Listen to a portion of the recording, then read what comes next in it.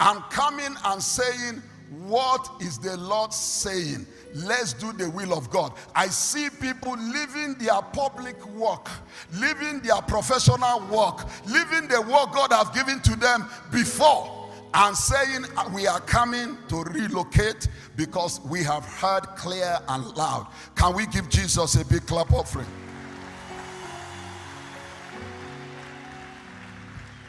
God bless you, man of God. Thank you for allowing me to be one of the voice that graced this wonderful altar in this 2024 Rhema Feast. Indeed, there is a feast in the house. When I walk in here, I sense and I feel and I saw the feast. And thank you for allowing God to use you to bring us this far. And I know, like he has said, the best is coming. And I also salute your better half, the woman of God, Amanda, for standing with you.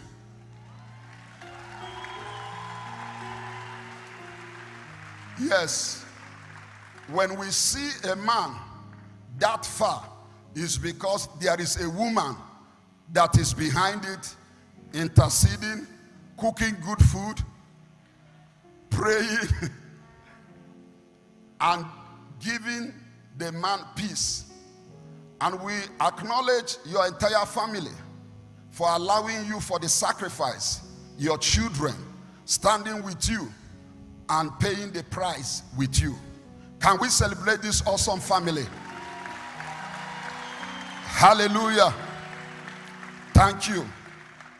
And what do I say? What a privilege to have the fathers of the land in the house this afternoon.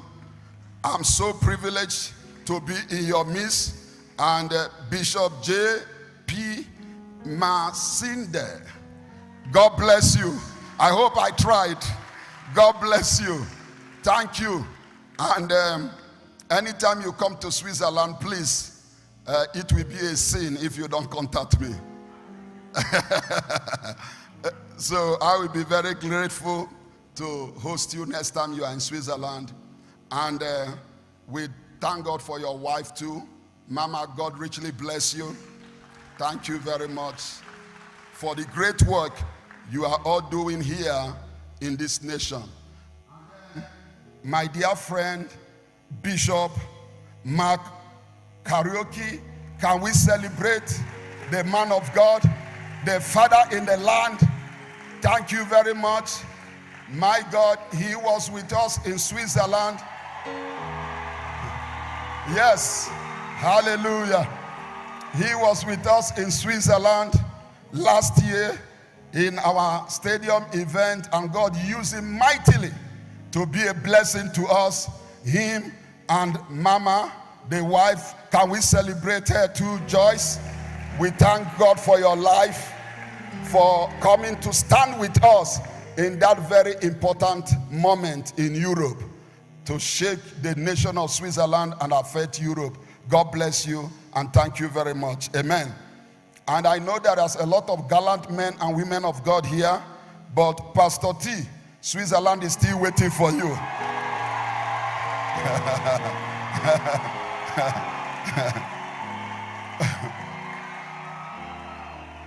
Switzerland cannot rest until they hear your voice. So we can't wait to have you and be a blessing to us. And we want to thank God for the life of all the men of God that have spoken already before and has been a blessing to us, and those that are still going to come and speak after me. This is an amazing selection. This is an amazing gathering. And indeed, we are in for a treat. Somebody say amen.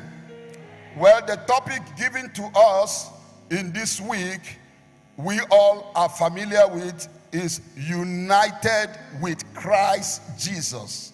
United with Christ Jesus. So I'm going to do an open sentence or statement, and then I'm going to drag us to the prophetic place God wants us to be today. You know, but before I go into that, I'm going to be teaching you primarily today from this book called Rediscovering the Power of the Altar. Rediscovering the Power of the Altar. I was told that somewhere in this stadium we have our book stand, and many of you know probably where to go. We have about 500 copies of it. So what you are going to hear today and tomorrow, if it really touches you, I encourage you to go and get a copy for yourself, because you know that with the time that we have, there is no way we can exhaust this book. This is a revelation God gave to me during the season of COVID-19. So very, very powerful. I've written other books, like it says. You will also find them when you get to the book stand. I was one of the first people in Switzerland, and I believe probably many other nations, that wrote a book on first fruit, putting first in first. And I took it around the world because our ministry that I pastor in Switzerland is built on first fruit. And because it's built on first fruit, I'm a first fruit practitioner. Amen. And when somebody say I'm a first fruit practitioner, what he means is that he don't just only talk the talk, but he walk the walk. So I don't just tell people to sow seed. I don't just explain people to give to God, but I am a benefactor of giving the seed of first fruit. And therefore, everything we have done in Switzerland, it has come out of this book, Seek Ye First the Kingdom of God and His righteousness, and every other thing will be added unto you. Somebody say amen. Then I have another book called 31 Keys to Successful Living. And then I have another book I wrote before the coronavirus crisis that was very prophetic. It's called Encounter Your Soul. Shortly before the coronavirus crisis, the Lord said to me, something is about to hit the world that will throw the church off the hook. So write a book so that people can get in contact with their soul. Because there are a lot of Christians that have no contact with their soul. They don't know their soul. They don't have idea of what the soul is all about. And the Bible talks about, what does it profit a man if you gain the whole world and you forfeit your soul? So the Lord told me, break it down for people to understand what their soul is all about and how they worship God with their soul. So very powerful book as well. And so may God richly bless you even as you go and look at our book stand.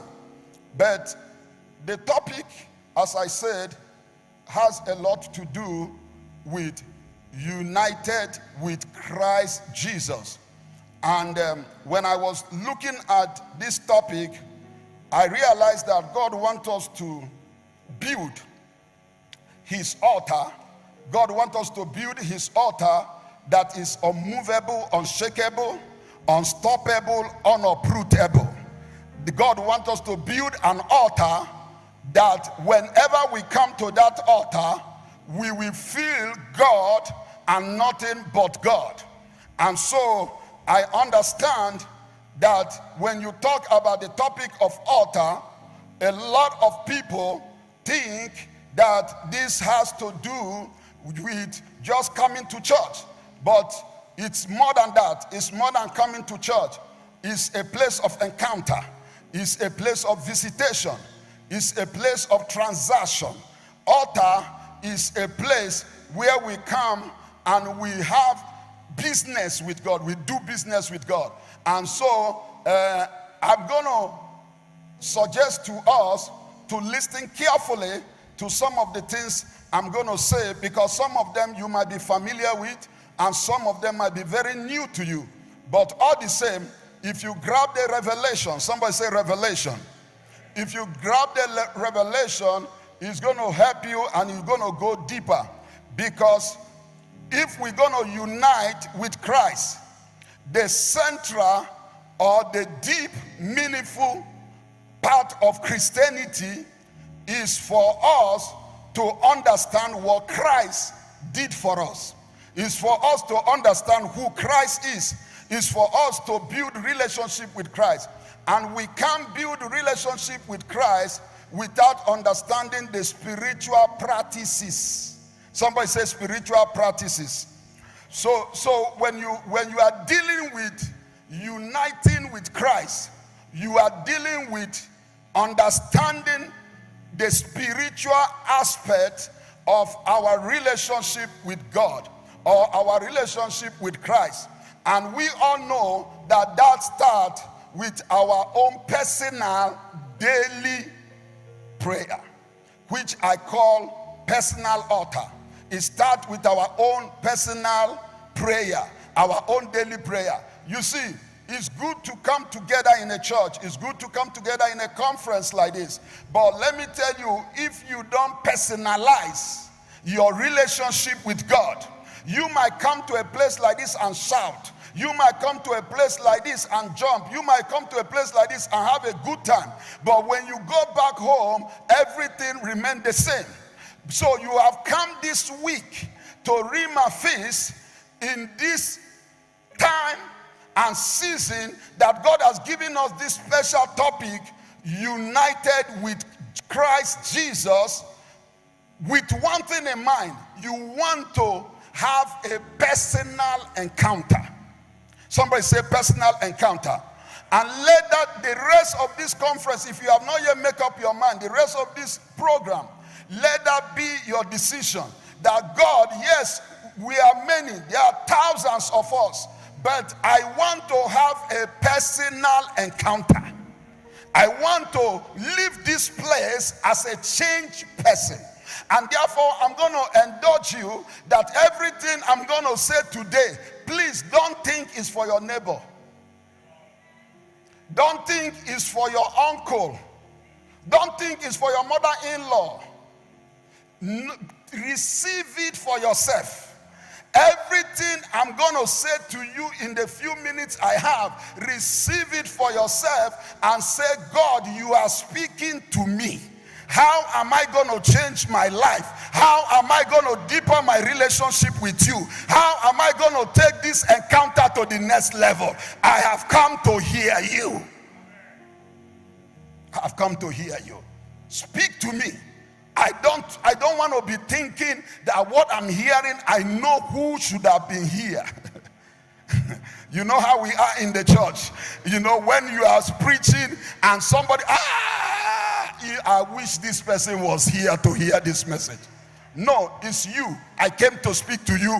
God knows you will be here, and that's why he brought me, and this message is for you, because God wants to take your personal relationship with him to the next level. Somebody say, I hear you. So in order to do that, you must engage in a new dimension of prayer. Personal prayer life. You see, brothers and sisters, we cannot do what we are doing in Switzerland in the last 21 years if I have not developed a personal relationship with God.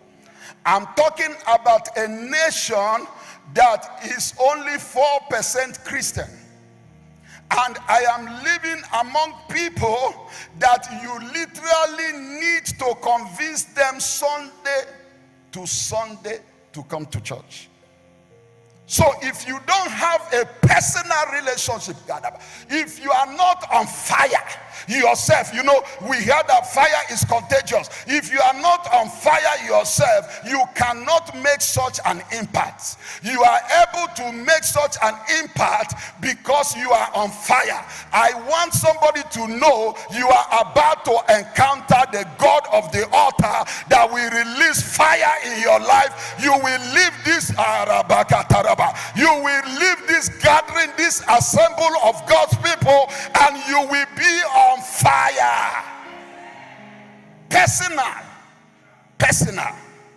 So therefore, you need to go and make time for prayer. Not the prayer meeting of the church. That is good. Not the gathering or the conference that is called prayer meeting. That is good.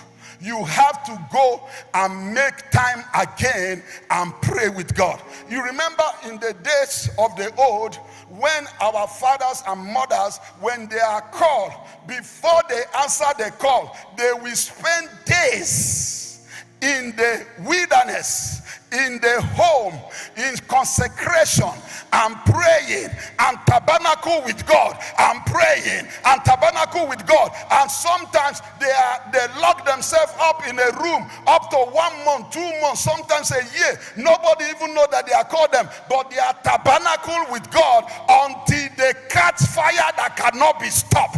Hayagadaba. I don't know who I have come to talk to today, but the Lord is about to put you on fire that cannot be stopped for the coming revival. Somebody say, I receive it. So our uniting with Christ must start with us. Must start with us. We have to go to the altar of sacrifice. And then we have to go to the altar of studying the word of God again. We have to go to the altar of many of us, more especially in the day of social media, in the day of technology, in the day of fast food and fast microphone and fast everything. We have forgotten the word of God. I'm not talking about reading the Bible. I'm talking about being the Bible. They are two different things. Because how we know if you have become the word is when you are in difficulty, you don't need any preacher to preach to you. You say to yourself, Gadaba, you say to yourself, my soul will magnify the Lord. You say to yourself, I am the head and not the tail. You say to yourself, I am above and not beneath. You say to yourself, this one too shall pass away. When you have reached that level where you can encourage yourself no matter the situation, and you speak the word back to yourself, then you know you are really studying the word. We don't want you to come and quote scripture to us, and when you are in trouble, you cannot use that scripture. We need the scripture that works for you. Oh, you didn't hear what I'm saying. I say we need the scripture that works for you. We need the scripture that when you are in problem, without calling anybody, you will talk to because out of your belly shall flow out of your belly shall flow the rivers of living water. If you don't have anything, you cannot flow anything. You got to have something in order. People of God, Bible study does not mean that you have the scripture. You didn't hear what I said. Memorizing scripture does not mean that you know the scripture. You can memorize the scripture from Genesis to Revelation, but we want to see you when you are in challenge. We want to see you when you are facing difficulty. We want to see you when you are in trouble. Is that scripture going to work for you, or is it just for you to pop me up and let me know that you know the scripture? I am telling somebody, encounter on the altar of the word. Altar of the word. Be seated. I'm just introducing the message. Encounter. Then number 3, uniting with Christ is coming to the place of true worship. Coming to the place of true worship. You see, true worship is not just what we do in the church. I know all those are good, but true worship is a lifestyle. True worship is a lifestyle. Well, I want to see you off the stage. I want to see you when you are driving past traffic light and somebody come and double cross you. And I want to see what will come out of you. I have a pastor that anytime you annoyed him, he will tell you, I'm going to put away my pastoral mantle and I'm going to deal with you.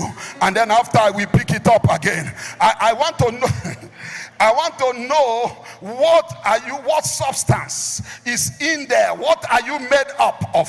What is the real you? Because you don't really know what the tea bag look like until you put it on a hot water. You didn't hear what I'm saying.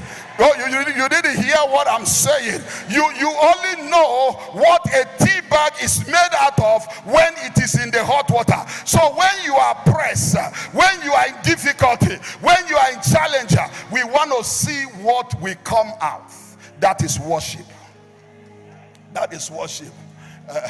You know, every now and then you have a situation that you feel like, oh Lord, I need to backslide for a few minutes. Can you allow me to backslide for a few minutes and then I can go and repent? No, we are not talking about that. We are talking about constant worship. We are talking about coming from the heart of worship. We are talking about what will Jesus do in every situation. How will Jesus handle this situation? If your enemy come to church today, the first thing you do is to go and hug them or to lay your leg on them. What are you going to do? You know, we can lay hand on people, but we can also lay leg on people. It depends on how you lay it. Some people are getting it. You will get it when I'm back in Switzerland. But you understand what I'm trying to say? I am telling you the truth. It's important that we know what is inside of us. Our attitude, our character, our behavior, the way we talk, the way we speak, how we handle challenges. Listen to me. Thank you, Holy Spirit. The Lord just spoke to me. He said, tell Kenyans that this season of Rhema Feast, we're going to see all manner of addiction break. A lot of people are going to be free from all manner of addiction. Oh my God, oh my God, oh my God. Thank you, Holy Spirit.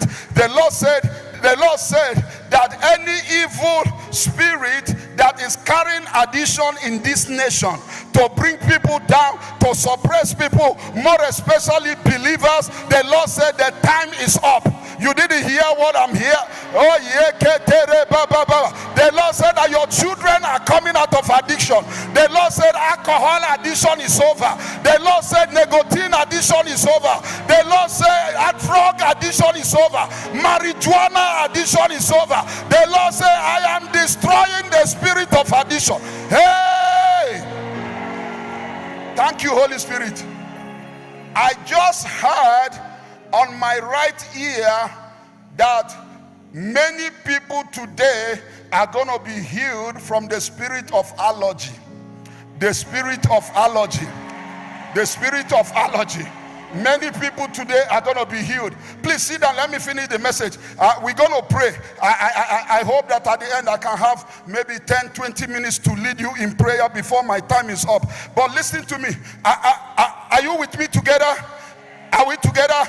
We are dealing on some things here today. We are addressing some evil altars. We are addressing some wicked altars. We are addressing some altars that is holding this nation in captive. And those altars must lose their grip in the name of Jesus. Somebody say, I am going somewhere.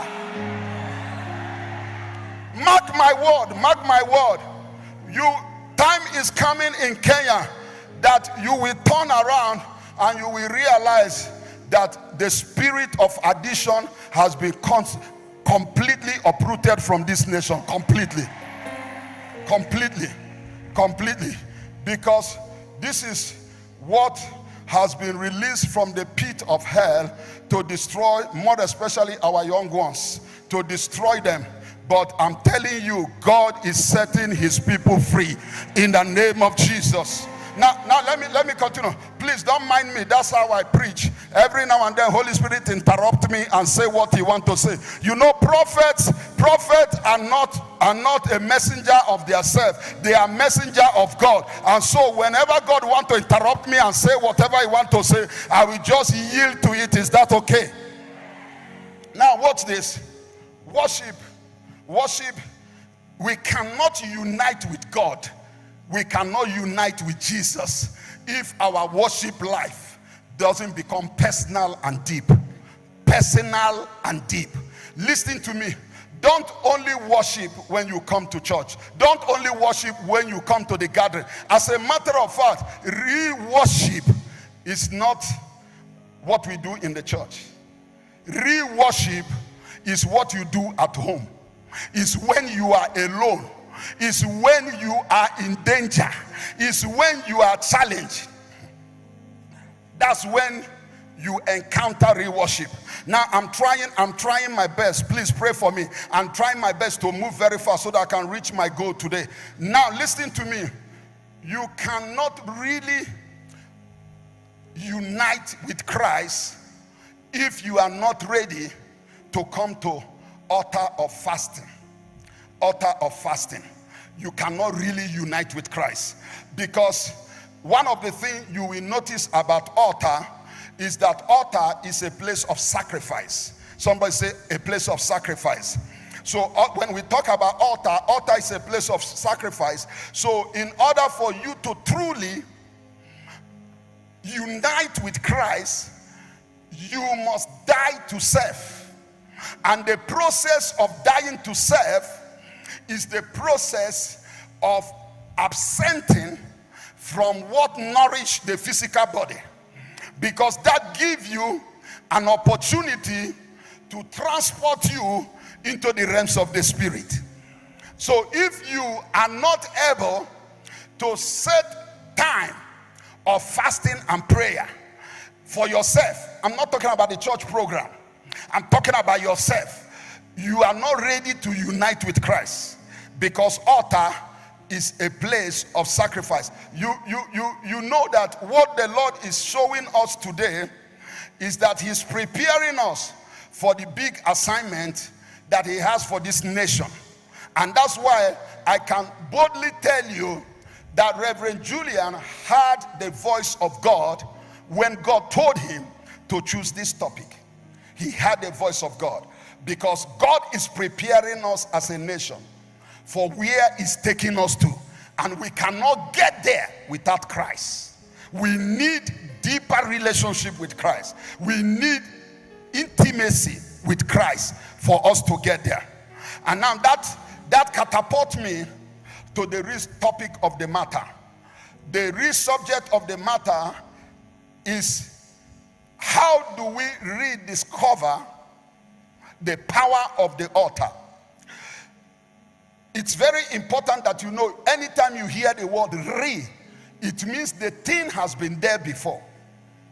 You are just removing the cover, removing the veil, removing whatever that has covered that thing, so that that thing can come back to surface, because it has been there but it was hidden. It was not fulfilling its function. So for a background understanding, you will notice that in the Bible itself there are over 400 verses of the Bible, both Old and New Testament, that talks about altar. And the word altar itself, in Hebrew word, it means mishbach, and that signifies a place of slaughter or sacrifice. A place of slaughter or sacrifice. So an altar is a place of sacrifice and a power point to draw spiritual and supernatural strength. So that's why anytime you see altar erected in the Bible, is because God wants to empower his people. God wants to establish his will. God wants to enforce his will. God wants to introduce his authority. God wants to come and tabernacle with the people. So when we move from altar, you will notice that the very first altar, even though the word altar was not used, but the very first altar that was established in the Bible was established in the garden, in the beginning. Because there is something called the law of first mention. if you understand the meaning of altar, and you understand that altar is a place of sacrifice, altar is a place of encounter, altar is a place of fellowship with God, altar is a place of transaction with God, then you will understand that when we say that the very first altar that was established in the garden. Why? Because in the garden, the Bible tells us, more especially in the book of Genesis chapter 3, and that lead me to the subtitle of my message today on this book, and I'm teaching specifically from the chapter 5 of the book, and the topic for that is called Destroying the Power of Poverty. Somebody say, destroying the power of poverty. Or if you like, you can move it to another way, and you can call it that an altar of poverty. You can call it destroying the altar of poverty. Because if there is any time and season you and I need to deal with this altar called the altar of poverty, it is now. Because the poverty mindset, somebody say poverty mindset, is the root of all evil altars. And wait until I introduce what poverty is. You'll be amazed. Poverty is not what you think it is. Poverty mindset is the root of all evil altar. What do I mean by that? When God said to man in the creation, have dominion, it means that God is telling us to take charge of what he has already given to us. Everything is already set, and God is calling us to take charge of it.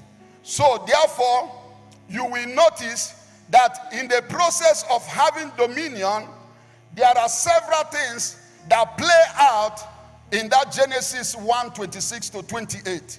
Number one thing that play out is understanding what we have been given. Understanding what we have been given. Because if you come to me now and I give you my Swiss passport, by the way, I'm a Swiss citizen, and I give you my Swiss passport and I said it's yours. If you don't understand the value of the Swiss passport, you might go home and use it as a playing toy, or you can give it to your children to paint on it, because you don't know the value. You don't understand what it is. But when you understand what God has given to you, then you will jealously guide it. So if you don't know the value of a thing, abuse is inevitable. And that's why many people that are parading today in the kingdom, many of them might not know the value of the gift that they carry. And that's why the enemy is attacking them, because they really don't know who they are. They really don't know what God has deposited in them. I'm trying to find where my time is. Okay, I can see it. They really don't know what God has deposited in them. So it's important for us to understand that altar is a place that God has given to us so that we can be able to have what we call authority. Somebody say authority. It's the same. Dominion is a place of authority and a place of stewardship. Dominion is a place where we reflect God's image. Somebody say God's image.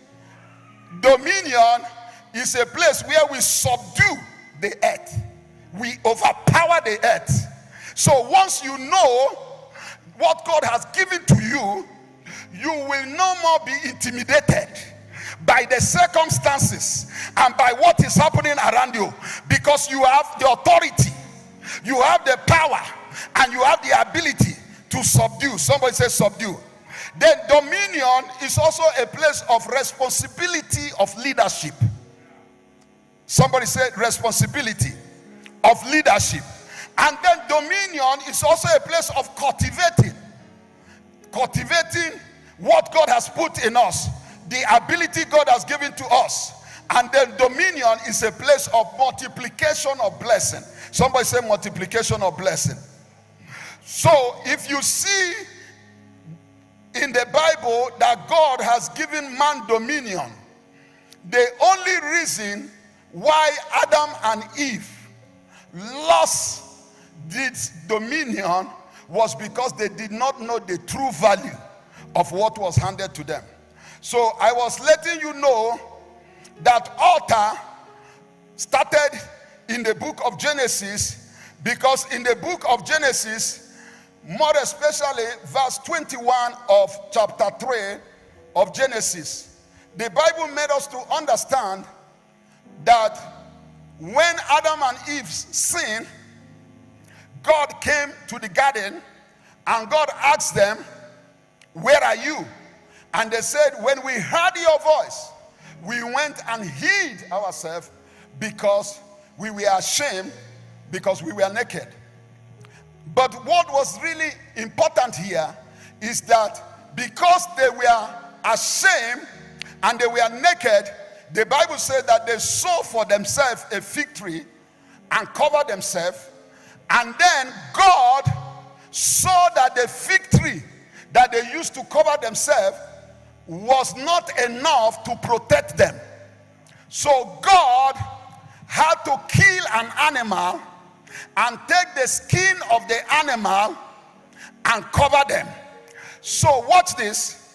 That is the first altar that was established, an altar of sacrifice for protection of humanity.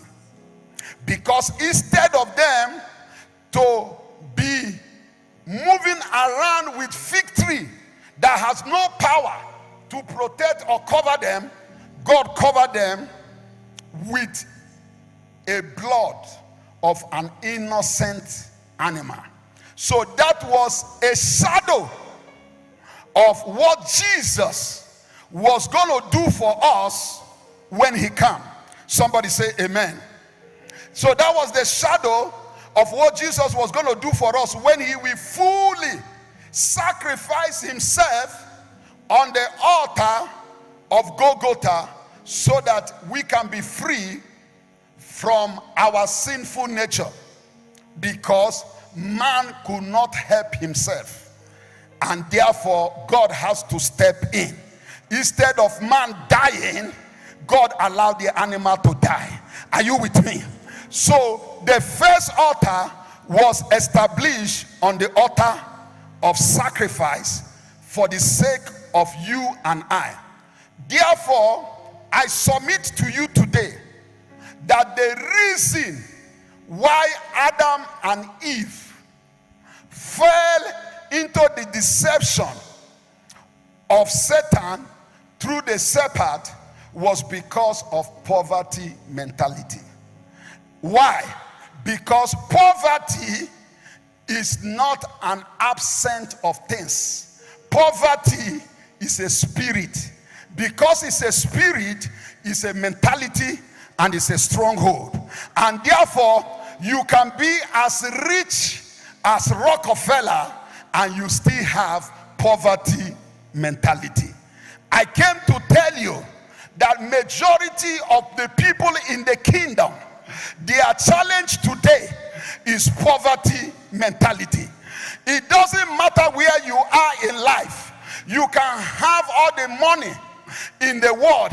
If you have poverty mentality, now watch this. Poverty mentality will tell you, I need more. You didn't get it. Poverty, that's why you can have somebody in the highest office, you can have a millionaire, and they are still ready to kill somebody in order to have more. They are poor. Oh, you didn't hear me.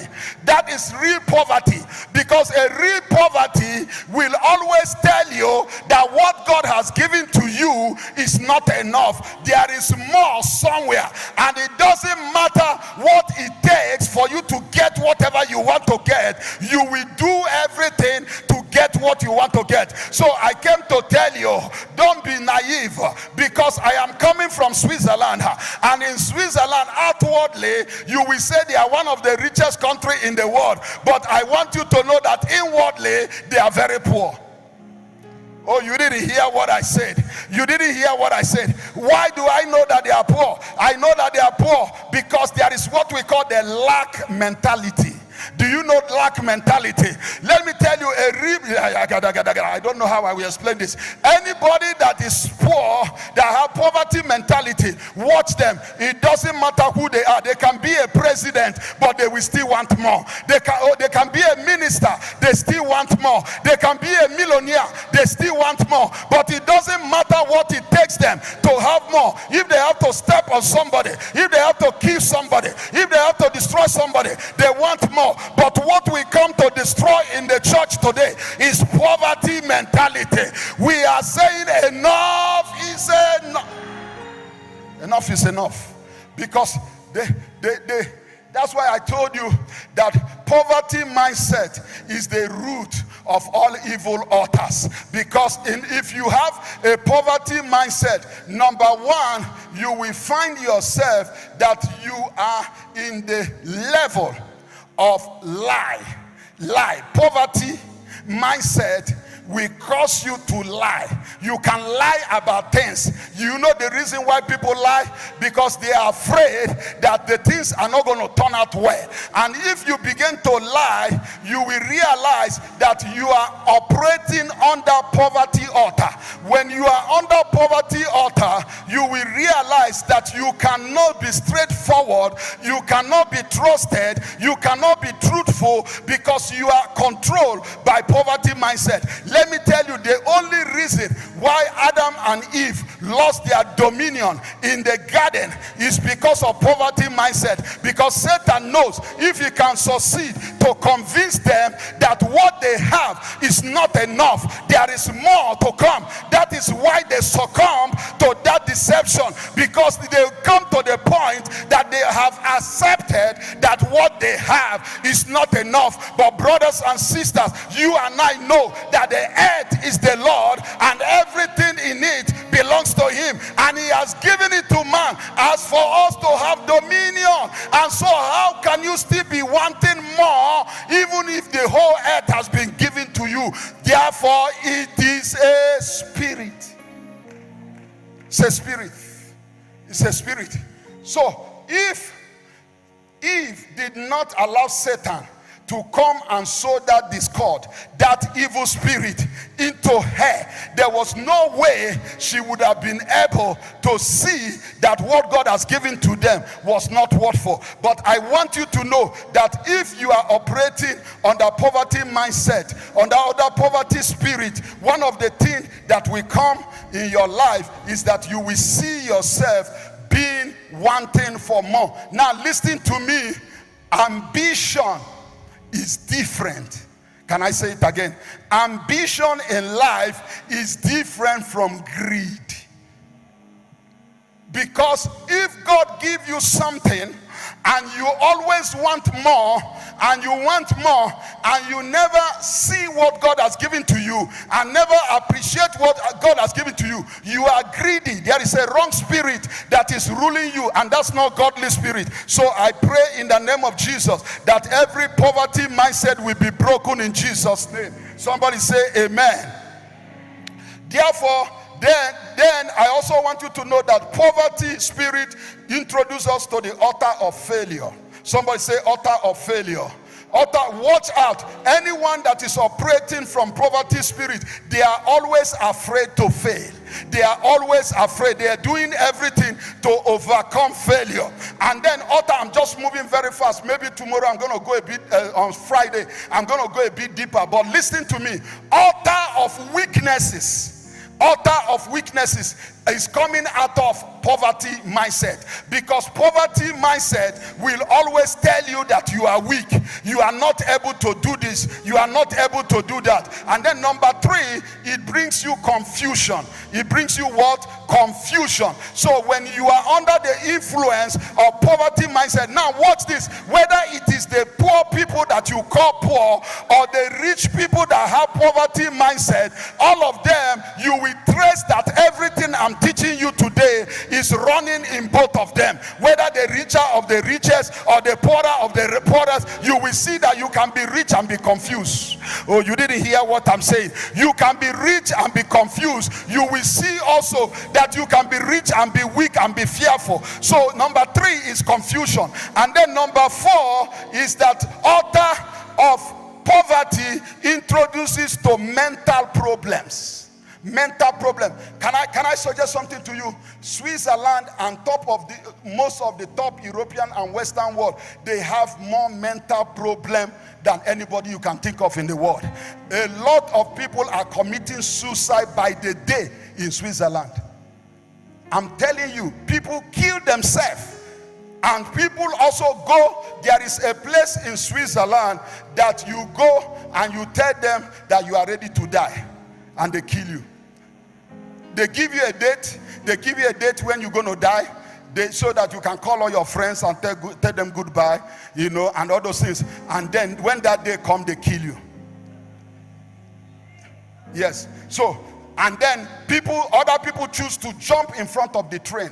Other people choose, suicidal. So, and these things, now, the newest one they have now is a hotel, man of God. The newest one they have now in Europe is a hotel. You check in the hotel. Can you imagine? You use your own credit card and you check in the hotel to go and kill yourself. They have put everything that you will use to kill yourself in the hotel. So as soon as you check in, you sign your death warrant that you are dying, and then you go in there and you kill yourself. You check out. You check out of this world. You see. So poverty, listen, this is a deep matter. I don't have time to do justice to this, but I will come back tomorrow. On Friday, and we will deal with this matter, because this thing must leave our land, because this thing must leave our churches, this thing must leave our family. We will not allow poverty mindset and evil altar to continue to rule us in this nation. Somebody say, I receive it. So the root of our problem, that's why you see people in America killing themselves. You see people in Europe killing themselves. You call them rich country, but they are dying. You and I, tell me who want to die here in Africa. We are not ready to die. We don't have the money, but if you come to life, we want to live life. Because I want you to know, Africa, we are blessed. We are blessed. We are blessed. So the root of all evil altars is poverty mindset, and that's why you must listen to us, because the message we are bringing you in this season is a message of liberation. Number 3, altar of poverty. Listen to me. Altar of poverty introduce you to what we call evil covenants. Evil covenant. When you want to join secret society, why is it that the rich people want to join secret society? Because they want more. Because in that evil covenant, they promise them more money. They promise them more riches. That's why they want to join this evil. They want to join the other evil, because they are being controlled by the altar of poverty. Because the altar of poverty is the root of all evil. Somebody say, God have mercy. Therefore, let me conclude with these two, and we pray, and I hand over the microphone. The altar of poverty also introduces us to witchcraft and kingdom of darkness. That's why when you see any nation that is moving in perpetual wickedness, in perpetual evil, is because they are controlled by the altar of poverty. And if you notice, let me tell you, don't be deceived. There are more evil in the Western world than Africa. It's just because our witches and wizards, we confront them. Our witches and wizards here, we confront them, we challenge them. In America, they don't challenge them. They are petting them. You know, they will be speaking with you. I'm afraid, you know, and they are killing you. Oh, you did this. Oh, I'm telling you, some of them, they'll be kissing you, but they are kissing you to death. They'll be romancing you, but they are romancing you to death. Because there is a real wickedness that is hidden. It's hidden in good talk. It's hidden in mannerism. It's hidden in different aspects of the society. But if you don't take care, they will kill you softly. But Africa, if we see a witch, the whole family will gather and deal with the witch. Rise on your feet. Rise on your feet. Rise on your feet. Rise on your feet. Every evil altar, every wicked altar, every demonic altar, every satanic altar, every altar of poverty in your father's house, in your mother's house, we uproot them. Hey, is somebody ready to pray? We have no other remedy apart from prayer. Somebody say, my father, my father. As I begin to pray, every mindset of wicked altar, altar of poverty, altar of confusion, altar of wickedness, tormenting my life, as I clap my hand and I begin to pray, out, out, lift up your voice and pray now. Pray, pray, pray, pray. Rekatara baba, reketeria ba, manderia bande, rekaturia bandia, Maria banderebo, makataria bande, imanderia bande. Pray, pray, pray, pray, pray, pray. Every altar, every evil altar, every wicked altar, altar of poverty, be uprooted, be uprooted, be uprooted in the name of Jesus. Shh. Listen, if you are here, you want to lift up your hand, because we cannot allow you to come here. There is no space here. But wherever you are, you want to lift up your hand. And if, listen, I hear the Lord says, there is somebody here. The Lord is going to liberate you today. And the Lord is going to take you out from every poverty mindset. Because I see it's a stronghold in your family. And every poverty mindset that anytime you want to succeed, it brings you backwards. That evil altar must be uprooted today. Every poverty mindset that is responsible in you not going to the place God wants you to go. Some of you, you have applied for visa so many times, it never worked out. I come to break that spirit today. Some of you here, you are struggling. Listen, man of God, in 2005, the Lord told me I was elected as one of the 20 Christians in the entire nation of Switzerland to go and pray in the Parliament House of Switzerland. I don't know what you call it here. Probably here it's a state house. But that's where the president is. And when we get there, I said to the 20 Christians that come with me, I said, the Lord said we must erect an altar. We must lift up an altar in the Parliament House. And they say, what? This African boy, I think you are too crazy. We are not here to do all this spiritual thing. We are here to pray, just small prayer. I said, no. I didn't join you guys for a small prayer. I joined you guys to change atmosphere and say, I am here and we must erect an altar. So we went to the terrace, we went to the top of the Parliament House and we lifted an altar. And of course, you know what that means as a Christian. We didn't put any conjure or conjure. We spoke the word prophetically. We pray prophetically. And we say, from today, This nation must stop going down Christianity wise, must start going up. I say from today, things are going to change. My God, from that very day, the Lord said to me, John, you have no idea what you have just done. What you have just done today, heaven has opened over the nation. Now watch this. The things that never happened in the nation before began to happen. This was in 2005. In 2006, the police, Switzerland is a police country. The police called me that they need me to come and speak to them. Now watch this. So they gathered in their number. It's like a conference. They gathered in their number and they said I should come and speak. And then they said to me, on only one condition: if you promise us you will not pray. I said, yes, no problem, I will not pray, because this is a moving altar. This is a prayer. You didn't hear what I said. You didn't hear what I said. I said, no problem, I will not pray. Just let me come. And as I enter in their midst, and then I began to speak to them.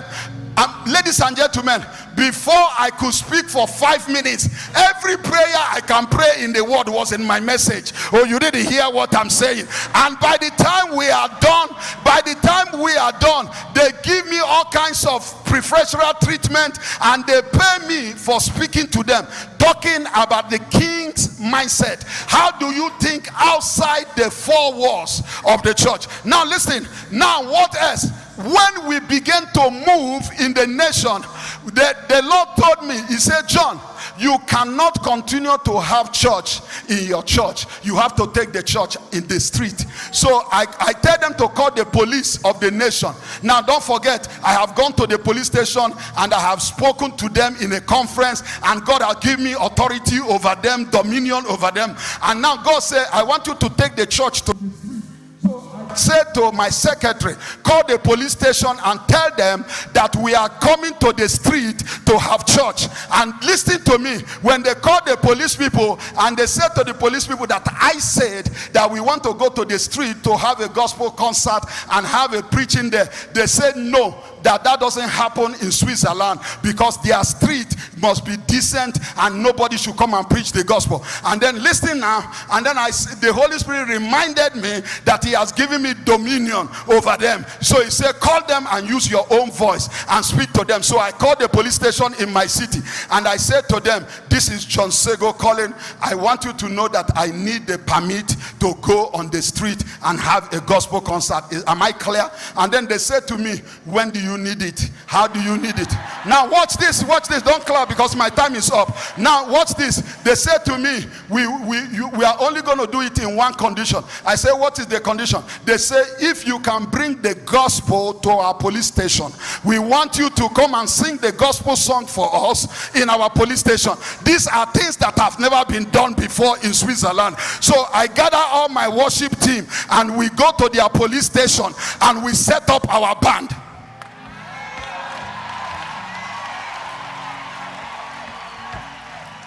We set up our band and the police officer came, all their big guys came, and we began to sing. We sang the first song. By the time we are finishing the second song, they say your song is very nice. You can go to the street and do whatever you want to do. Now let me done. Don't clap. Here is the testimony part. When we get to the street and we lift up worship and we lift up gospel, by the time we are done that very day, the chief of the Freemasonry in my city show up. He said, who in the world give you guys permit to come and shake our city the way you are shaking it? And I said, really? Are we shaking your city? I thought we were doing gospel. He said, no, there is something that is moving in the realms of the spirit. I say, yes, that's the goal. And by the time we are done, by the time you know it, heaven has opened over the city. And now here is the next thing that happened. I'm just telling you all what happened after altar has been erected. And here is the next thing that happened. After we have opened the door and we have done that gospel concert, the next thing that happened is that the Lord told us that every year we must do a conference called prayer conference. And we began the prayer conference in that city, and that prayer conference had drawn all manner of breakthrough. But here is the final one as I conclude. This was happening in May. In May, there is a factory very close to my church. Our church building, we bought it in the year 2007. We bought our church building, our current church building. But I heard the voice of the Lord. He said to me in May, he said, John, the way you take dominion over a nation is not just by preaching, it's by possessing properties. He said it's by possessing properties, because God said to Joshua, everywhere you will tread the fruit of your soul, I will give it to you. He said it's time for you to begin to buy properties. And then the Lord said to me, I want to give you the entire street. I want you to buy the entire street where your church is. I want to give it to you. So in May, the Lord said to me, go to your neighbor which has a factory, the biggest factory in my city. He said, go and tell him you want to buy his place. And what this started in a way that he said, first of all, go and tell him that you want to rent his parking space. So I went to him and I said, I want to rent your parking space. While we were having the meeting, Bishop, talking about parking space, Holy Spirit said, that's not why I asked you to come here. I didn't ask you to come and rent parking space. I told you to come and buy the place. So I then switch over, because I know the voice of God when I hear it. I switch over, Reverend, and I said, we want to buy your property. And the man looked at me and said, really? I said, yes. And he said, do you know how much it's going for? I said, I don't know. He said, 6-point-something million. That's equivalent of 6-point-something million US dollar. The Lord said, tell him you will buy it. Money is not your problem. There is a lot of money in heaven. So I open up my mouth. I say, I will buy it if you can give it to us. The man said, really? I say, yes. He said, okay, I'm ready to sell it. As we speak right now, when I go back in September, we are signing the contract. They have moved out of the place. I came to tell somebody, get ready, because every altar of poverty is broken. Somebody say it's broken. Man of God, when I'm preaching on Friday, I'm going to show you the picture. I'm going to show you the visual. If you enter my street now, where you came, if you enter the street, we have bought the whole street. Hey! Jesus is winning. Jesus is winning. Now lift up your hand. Say, in the name of Jesus. Say, every evil altar in my family, every altar of poverty, I decree and declare in the mighty name of Jesus. Man of God, do I have 1 minute to pray for addiction? Do I have 1 minute? Now listen to me. Listen to me. Let me do this quickly. There are people here, you know somebody in your family or you yourself, you are addicted with one thing or the other. I hear the Lord say, don't hand over the microphone until you break that evil altar. If you are here, can you quickly run to the altar if you can? Run. If you are here, run. You know somebody in your family or you yourself, you are. Because I believe that God wants to do something mighty. Run. Security. I know I'm going to give you a lot of work now, but allow me to do this quickly. Can you do me a favor? Can you do me a favor? Let's do it quickly.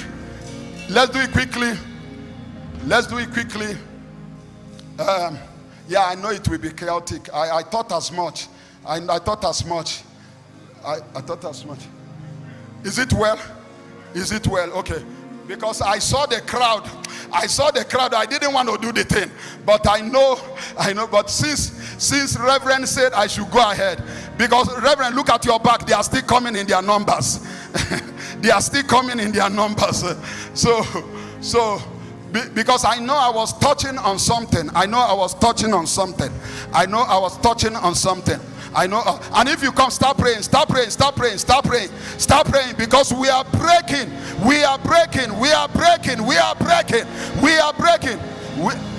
If we can do, man of God, if you don't mind, can all the men and women of God in the front row, can you come and stand with me here, please? Because this is something very important concerning the nation.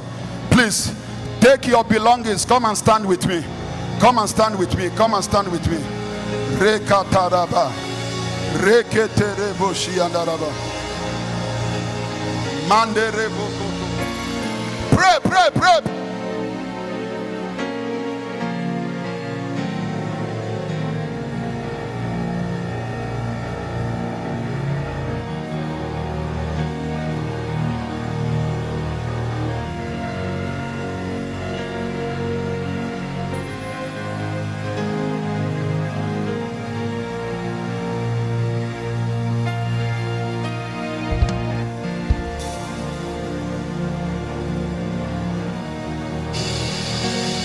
Hallelujah. Pray, pray, pray, pray. Rekataba. We are overcoming that evil altar. Lift up your voice. Lift up your voice. Pray now. Pray, pray, pray. Any spirit of addiction, any altar of addiction ravaging the nation of Kenya, we decree and declare in the name of Jesus, every altar of addiction fighting the nation of Kenya, we decree and declare Rekataraba, Rekatariaba, Rekaturiaba, Rekatariaba. Yes, yes, yes, yes. Pray, pray, pray, pray, pray, pray, pray. Pray, pray, pray, pray, pray, pray. Pray, pray, pray, pray, pray. We overcome every altar. Lift up your hands. Lift up your hands. Lift up your hands. Pray now. Pray now. Pray now. Pray now. Yekataraba. Rekatariaba. Maria Panderebo. Every altar of addiction, every evil altar fighting this land, fighting our family, we decree and declare your time is up. Shh. Shh.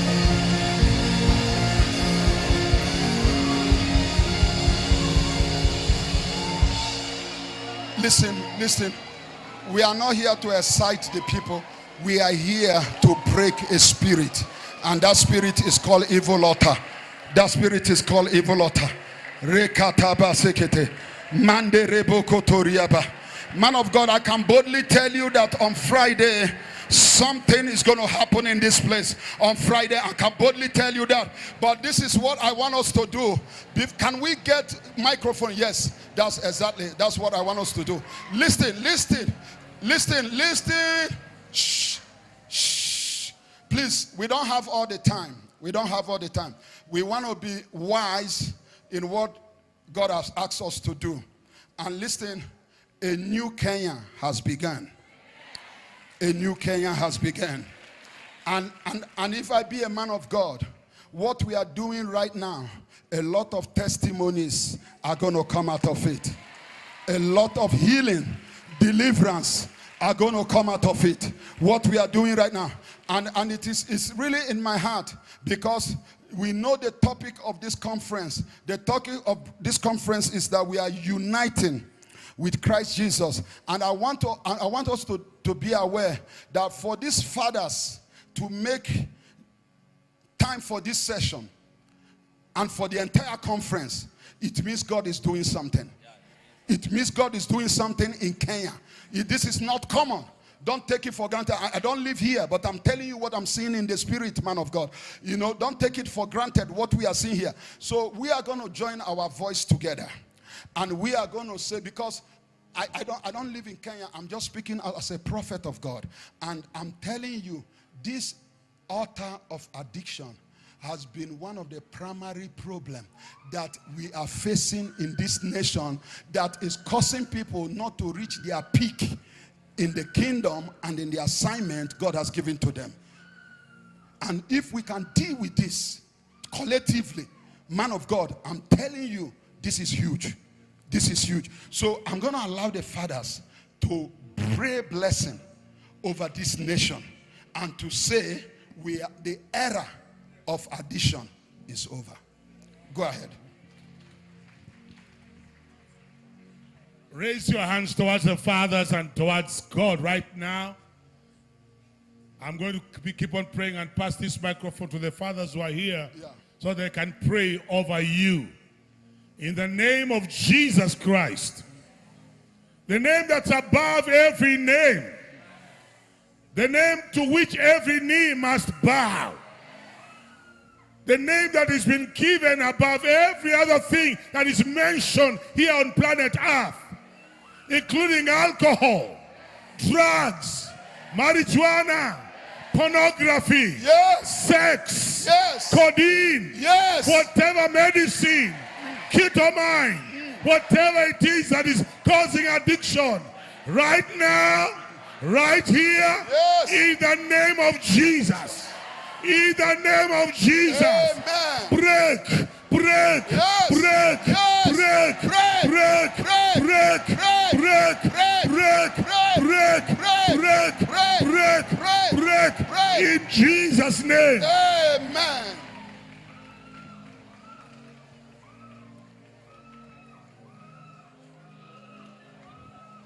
I will decree whatever addiction, and you shall declare broken. Everybody in this auditorium say broken. Broken. Declare it with the holy anger. Broken. Broken. Every evil addiction, Broken. every spirit of alcohol, Broken. every spirit of poverty, Broken. every spirit of sex, Broken. every spirit of adultery, Broken. every spirit of addiction, Broken. bangi, Broken. bangi, drugs, Broken. evil, Broken. backbiting, Broken. poverty, Broken. failure, Broken. in Jesus' name. Amen. Celebrate, it's broken. Hallelujah. Celebrate. Hallelujah.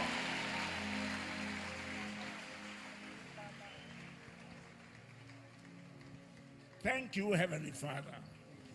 We are not wrestling with flesh and blood. We are wrestling with unseen forces of darkness. And in Jesus' name, we confront you, devil. You have no place in the homes, in the places where enemies has come in. In Jesus' name, we declare complete defeat. Complete defeat. Defeat all the alcohol. Defeat all the all those kind of evil. That is our young people going through. In the name of Jesus, we declare you devil. Defeated. You have ears, but those ears are not for the saints. Those ears are the ones that are reversing back to you. And in Jesus' name, we have the authority now. Thank you, Father, for your servant. Thank you, Lord.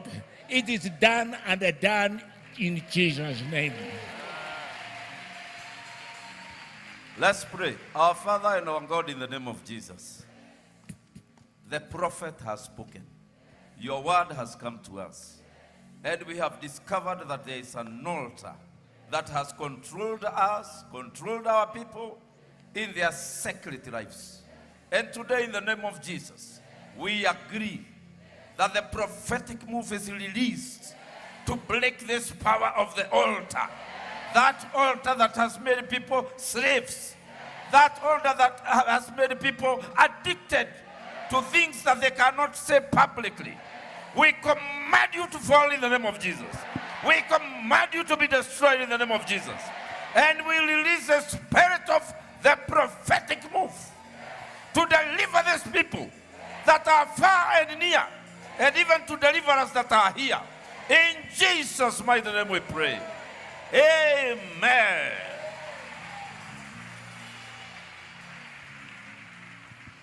Put your hands together for Jesus and give him glory for that awesome time we have had in his presence. God bless you. God bless you. Come on, if you've appreciated the ministry of Apostle John Sego, please put your hands together. Somebody shout, I am free. Shout, I am free. Shout it one more time. Shout, I am free. Now, if you mean to give God praise, put your hands above your head and just thank God for what he's done. Thank you, fathers. Thank you, fathers. You may go back to your seat. Thank you, Jesus, for your ministration. Hallelujah, hallelujah, hallelujah. Thank you, thank you, thank you. God bless you. God bless you. God bless you. God bless you. God bless you. God bless you. God bless you. Amen. Thank you, thank you, thank you, Papa Bambuleo. Thank you, Apostle John Sego. That was so powerful. Hallelujah, hallelujah, hallelujah.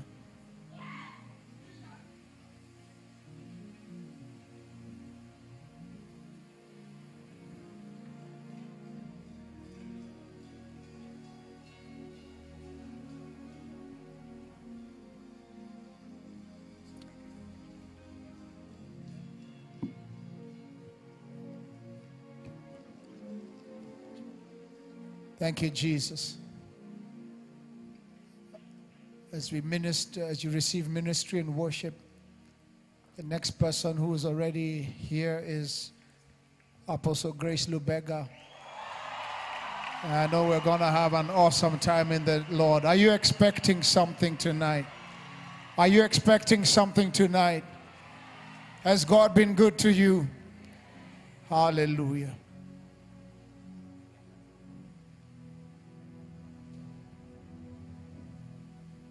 Come on, Rhema Feast 2024. Put your hands together for Jesus. Let me hear a shout of celebration. Let me hear a shout of celebration. Come on, come on, come on, come on, come on. If you know something has broken today, give him a praise. If you know there is healing today, give him a shout. If you know there is deliverance that has happened, give him a celebration. If you know there is salvation for your generations, give him a praise. Come on, Rhema Feast 2024. We can do better than that. After it, we come back and share everything that has breath. We are praising the King of Kings. We are praising the Lord of Lords. We are magnifying Yahweh. Come on, come on, come on, come on.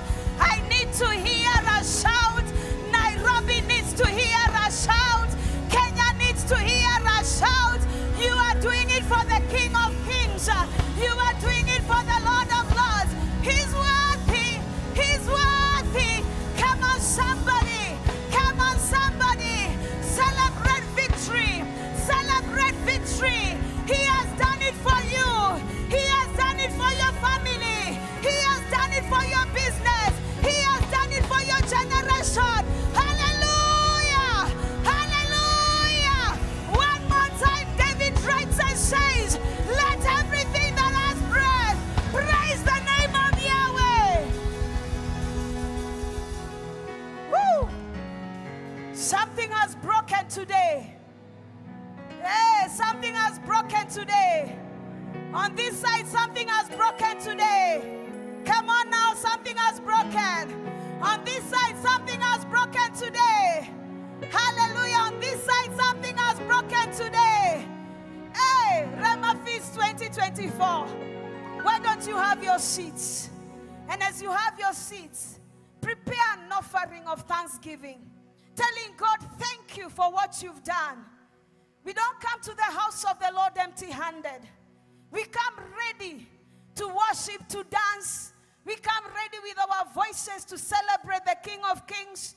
But we also bring in a gift in an envelope and to tell him, Father, we are coming to say thank you. There is something that has happened today. What Apostle has released today and how God has used him today is just amazing. And so I want us to give unto the Lord with understanding, with revelation that something has happened. Something has happened to my life. Something has happened to my family. There is deliverance in my business. There is deliverance for the generations that are coming after me. And that offering is going to speak and tell God, thank you. And one of the things I always do when I'm giving an offering, if it's I'm giving it in form of money or even in pesa, whether it's a check, I never release it without giving thanks. I never release offering before I give thanks. So even before you put it in the offering basket, please take a minute and tell God, by virtue of what you have done today, Lord, I am bringing a portion of what you have given unto me. Some of us, the Lord can even tell you to give everything. It is His. It is not ours. And so before you release it, take some time and tell Him, Father, thank you. Thank you for what you are doing. Are we ready with our offerings? Are we ready with our substances? Are we ready with our givings? Are we ready with our thanksgiving and telling Him, thank you, Lord, for what you are doing to us? If you need an envelope, the ushers are lifting the envelopes and they can be able to assist you. And we also have the details on the screens where you are going to give. If you're giving through the pay bill number, we have the details. If you're giving through a check, then the details are going to be on the screen. If you even want to give, those of us who are watching from all over the globe, we also have details of how you can connect and give from wherever you're watching us. And we want to say karibu and thank you for watching and thank you for being with us globally. And so you can be able to give their details that are running on all our social media platforms on how to give. Why don't we just give thanks to God even as we give unto the Lord? Hallelujah. Father, we want to say thank you. Thank you because, Lord, what you are doing in this Rhema Feast, Lord, it can only be your work, oh God. It can only be your performance. No wonder you say to Mary, there will be a performance. And Lord, indeed, there is a performance in this place. And Lord, we've come today, right now, at this moment, with a substance to say thank you, Lord. We've come bearing gifts, Lord, to say thank you.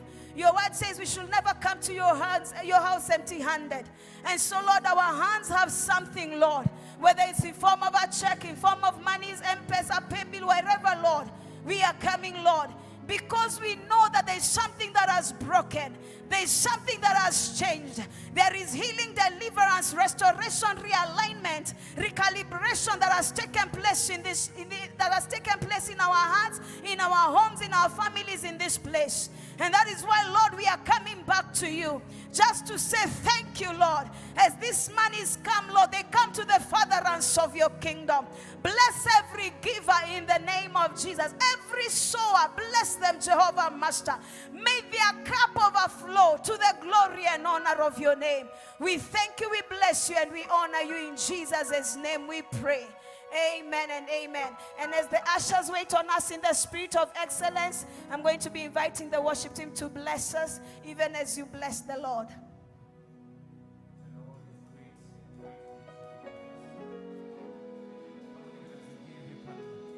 Just thank him. As you give, you can thank him. In your own way, you can lift up your voice to Jesus.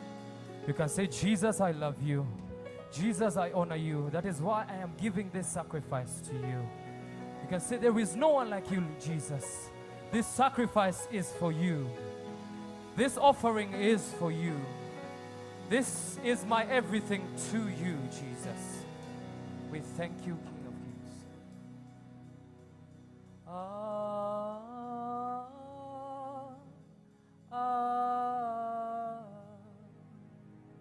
You are worthy to be praised.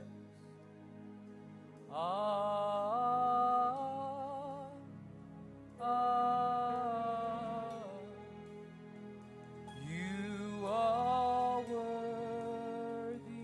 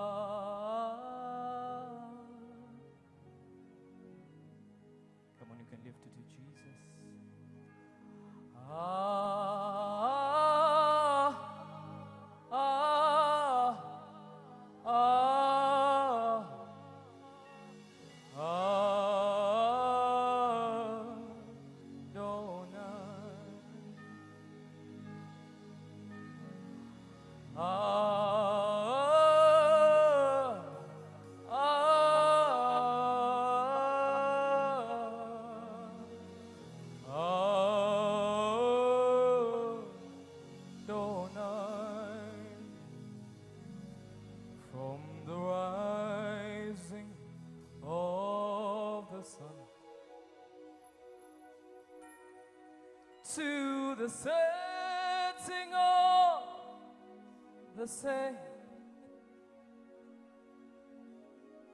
Lord, your name is to be hallowed.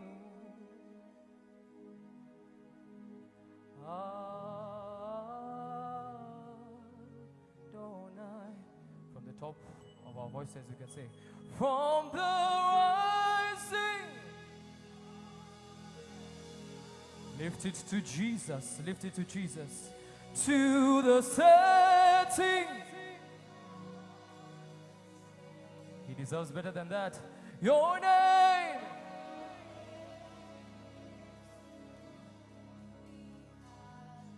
His name alone. Sing Adonai. From the rising, sing it out.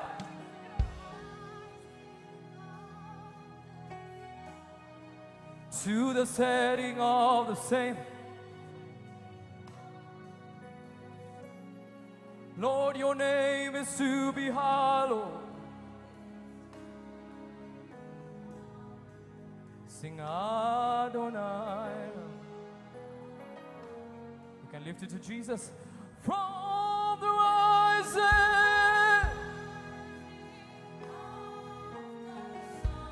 to the going down. Sing, Lord, your name.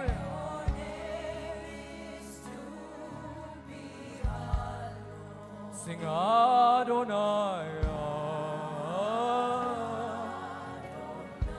From the rising, Ratatail, to the setting of the same, Rakatataila Zapaya. Sing, Lord, your name.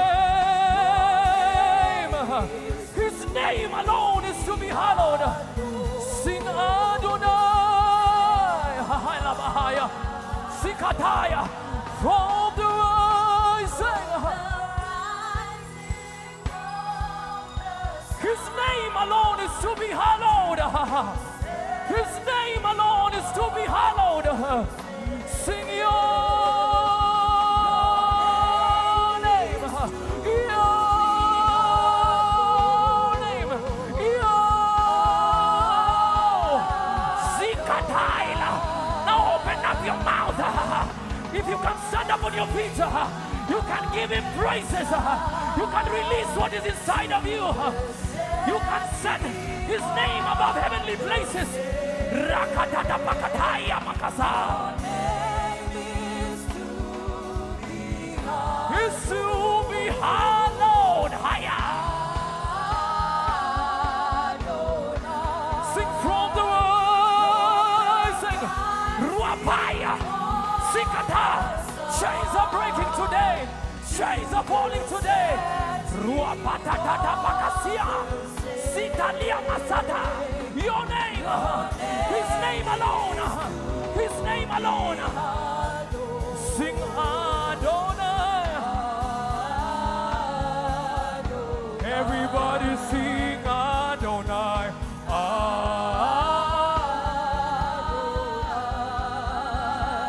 Higher. Sing, that's what we came here. That's what we came here for. We've come to worship the name of Jesus. Singing, that's what we came here. That's what we came here for.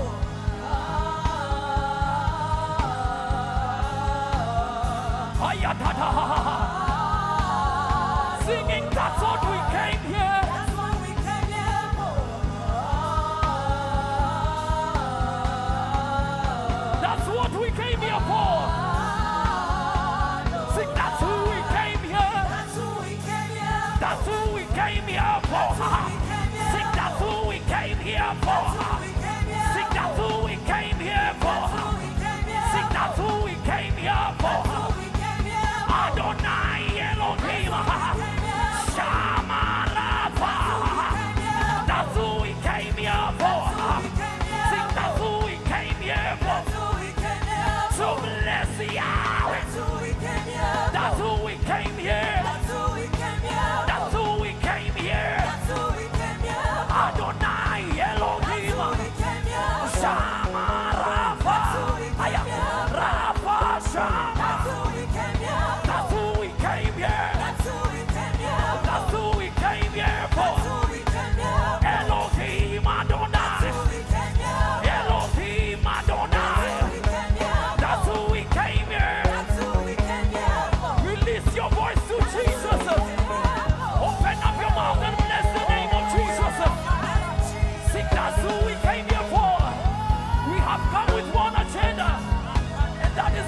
loving the name of Jesus.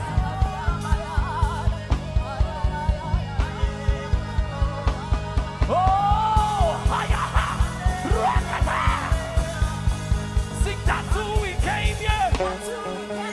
That's who we came here. That's who we came here. That's who we came here. That's who we came here for. Shama. That's who we came here. That's who we came here. That's who you came here for. That's who you came here for. Sing, that's who you came here. That's who you came here. That's who you came.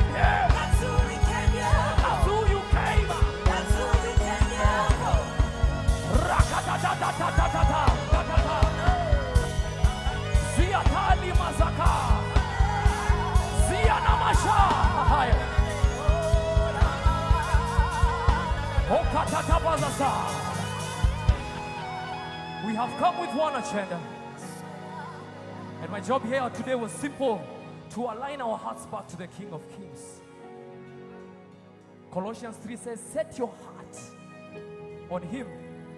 Then it goes again and says, set your mind, because this heart is a wicked thing. So with lifted hands, from the rising of, you can lift it better to Jesus.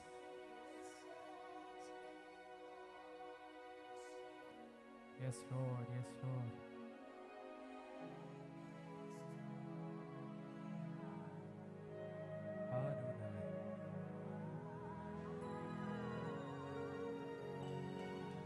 From the rising, from the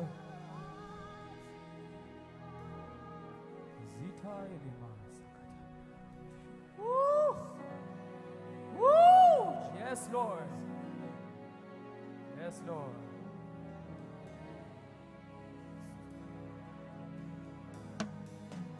Adonai. The word of the Lord in Psalm 47 says, clap your hands, all ye people, and with a voice of triumph, shout for joy. Rhema Feast 2024, shout for joy, shout for joy, shout for joy, shout for joy, shout for joy. Put your hands above your head and give Jesus praises.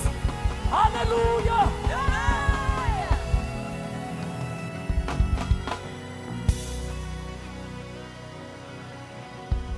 Thank you very much, Rev, for this opportunity. My name is Tony Mwasia, and we are here to worship Jesus. Geukia jirani. Geukia jirani mwambie, mimi nimekuja kusifu Yesu. Translation is, I have come with gladness to praise Jesus. I have... Wait. Wale niliita wakuja wacheze hapa mbele. You can come. There is freedom in the house of the Lord. Amen.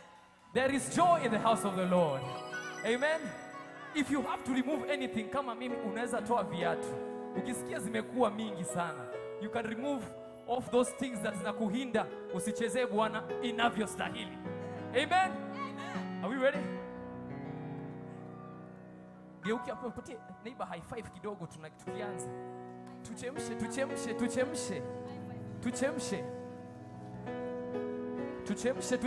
Geukia mwingine. 2, 1, 2, 3. Put your hands together for Jesus.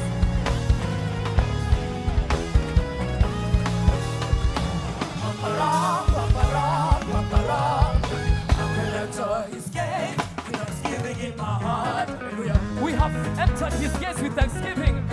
I will enter his gates with thanksgiving in my heart. Hallelujah. We enter his gates with thanksgiving. I will enter his gates with thanksgiving in my heart. Hallelujah. We have entered his gates with thanksgiving and his courts with praise. I will enter his gates with thanksgiving in my heart. Hallelujah. We lift our hands in the sanctuary. We lift our hands to give you the glory. We lift our hands to give you the praise. And we will praise you for the rest of our days. We will praise you for the rest of our days. We lift our hands.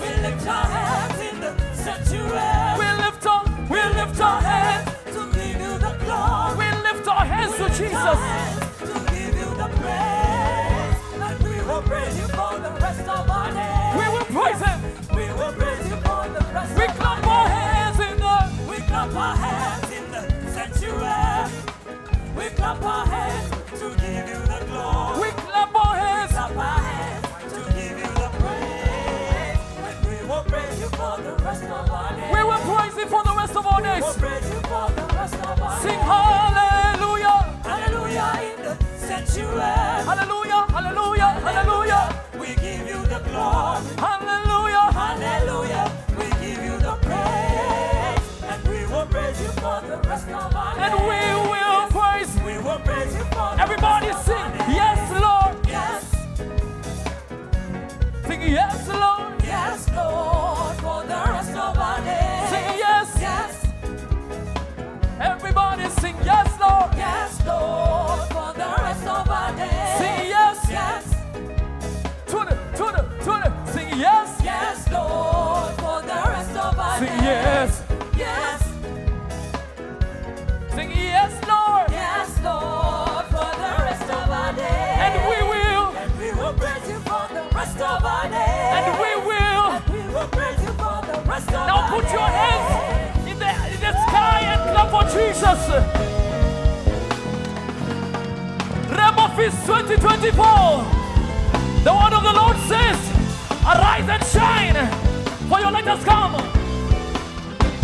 Sing one thing we ask of you, one thing that we desire, that as we worship Yahweh, Lord, come and change our lives. Sing one thing. One thing we ask of you, one thing that we desire, that as we worship you, Sing, Lord, come and change our lives. come and change our lives. 1, 2, 3. Arise. Arise, arise, arise, arise, take your place. Be enthroned. Be enthroned On our praise. on our praise. Arise, King of kings. King of kings, Holy God. Holy God, As we sing. as we sing. Arise, Take your place. take your place. Be enthroned. Be enthroned On our praise. on our praise. Arise, King of kings. King of kings, Holy God. Holy God, As we sing. as we sing. Arise, Arise. Sing arise. arise, Sing arise. Sing arise. Sing arise. Sing arise. Sing arise. Sing arise.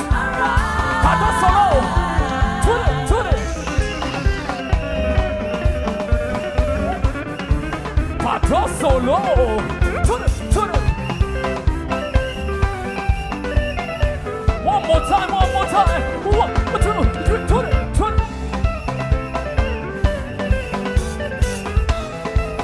With a smile on your face.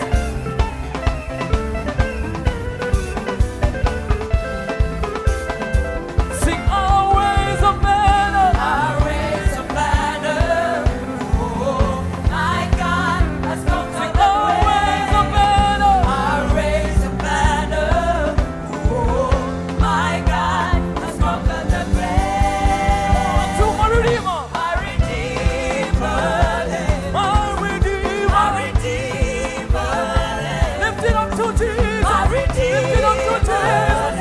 Lift it up to Jesus. My Redeemer lives. My Redeemer. My Redeemer lives. My Redeemer. My Redeemer lives. My Redeemer. My Redeemer lives. My Redeemer. My Redeemer lives. 20.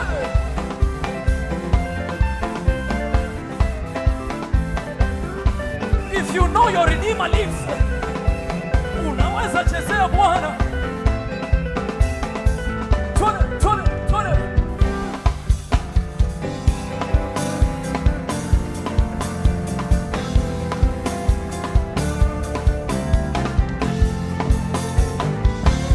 I have another one. Unajua hii. If you call to him, He will answer. if we run to Jesus. He will run to us. If we lift our hands, He will lift us up. come on, praise His name. Oh, ye saints of God. We are the saints of God. We are the saints of God. One more time. If you call to Him, He will answer us. if you run to Jesus, He will run to us. if we lift our hands, Lift us. oh, come on, praise His Oh, ye saints of name. God.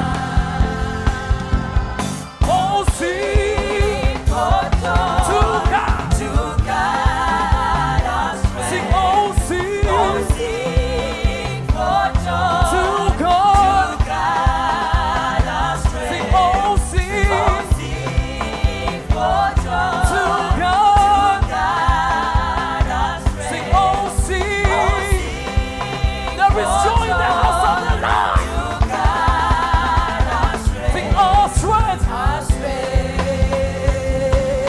strength. One more time. Put it.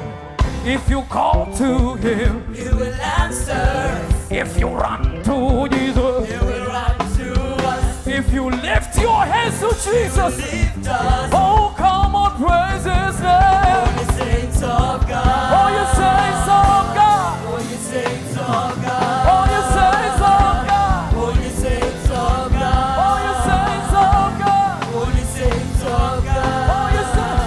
Oh, sing, oh, sing. Oh, sing for joy. Two. God our strength. Oh, sing. Oh, sing for joy. Higher, higher. To God our strength. Oh, sing, oh, sing, oh, song. Oh, sing, oh, sing, oh, song. Oh, sing, oh, sing, oh, song. Oh, sing, oh, sing, oh, song. Oh, sing, oh, sing, oh, song. Sing for joy. To God. God our strength. Sing all strength. Our strength. We know this next song.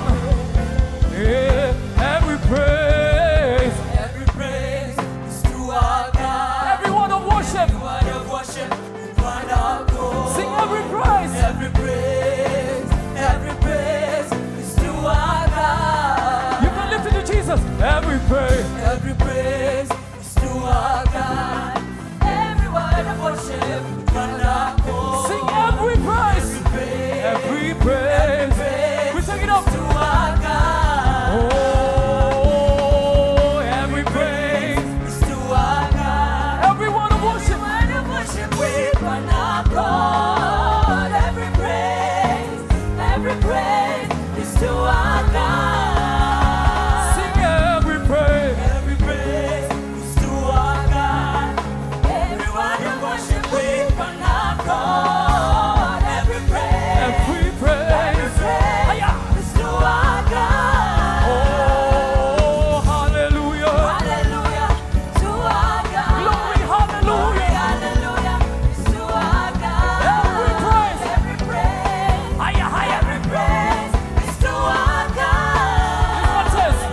Yeah, God my Savior, God my healer, God my deliverer. Yes, He is. I want to hear you saying, sing God. God your healer, God your deliverer. Yes, He is. Yes, He is. Everybody sing God. God my Savior. Sing God, my healer. God my healer. God, my deliverer. God my deliverer. Yes, He is. Yes, He is. Yes, He is. Yes, He is. Sing God. God my Savior. Oh, My healer. God, my deliverer. God my deliverer. Yes, He is. Yes, He is. Yes, He is.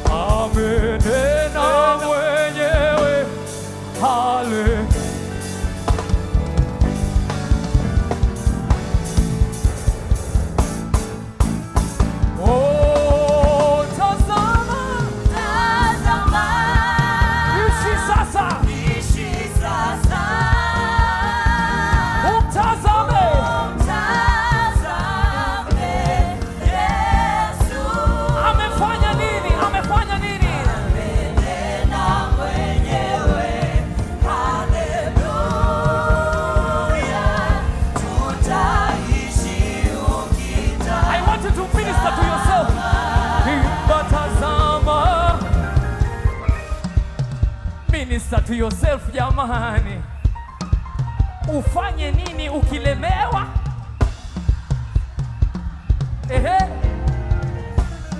Once he has spoken, twice you've heard that all power belongs to Jesus. Hallelujah. There you go. There you go. Oh, amenena. Amenena mwenyewe. Haleluya. Utaishi ukitazama. Amenena mwenyewe. Amenena mwenyewe. Hallelujah. Hallelujah. Aya. Sasa nataka upindukie jirani na utazame sasa. Tune. Tazamia jirani, saidie kutazama kidogo. Saidia jirani atazame mambo makuu ya Yesu. Geukia jirani, mwambie tazama kidogo. Tazama kidogo. Tazama. Tazama. Tazama. Tazama. Tazama. Tazama. Tazama. Tazama. Tazama. Tazama. Wapi shangwe na vigelegele? One more time. Tazama. Tazama. Tazama. Tazama. Tazama. Tazama.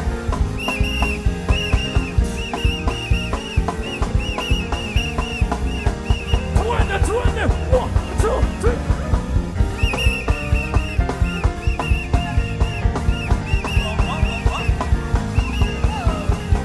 Haya. Twende once. 1, sikia hii. Twende. My God reigns. Aya. My God reigns. My God reigns. He reigns. My God reigns. My God reigns.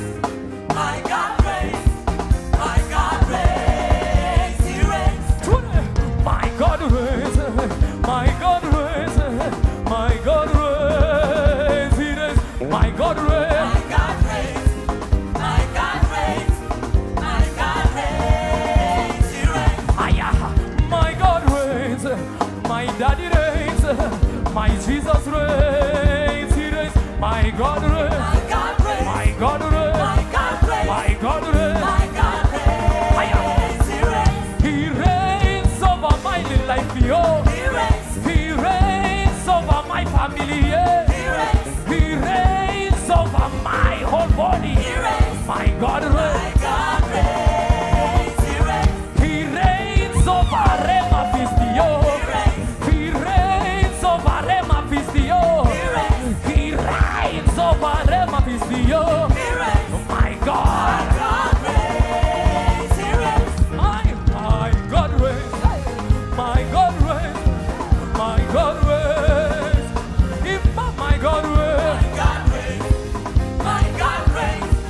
My God reigns. He reigns. He reigns over my finances. He reigns. He reigns over my pocket, yo. He reigns. He reigns even in my car. He He reigns. reigns. My God reigns. God reigns. He reigns. He reigns over my offering, yo. He reigns. He reigns even on my beard. He reigns. He reigns. He reigns even in my tears. He reigns. He reigns. My God. God reigns. He reigns. You ain't shit. Come on, you can lift it to Jesus.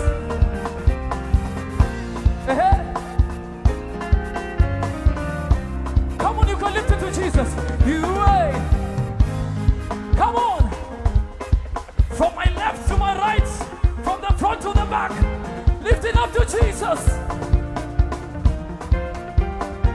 One more time with a little bit of conviction. You ain't you. He's Kadosh. Now we know it. Oh, you ain't you. Aya. You ancient Zion's King. Kadosh. Kadosh, God. You mighty on. You are mighty, mighty on your throne. Ah, you ain't you. Ancient Zion's King.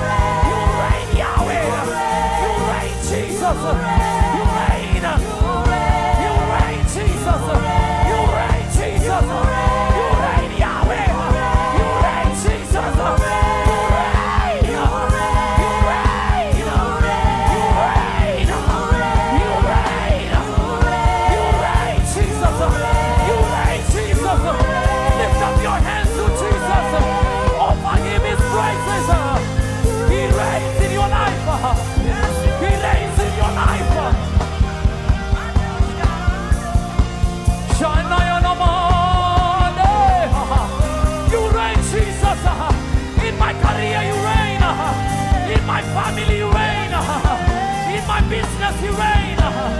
You reign in my family. Lift up your voice to Jesus. Worship the King of Kings and the Lord of Lords. Tired.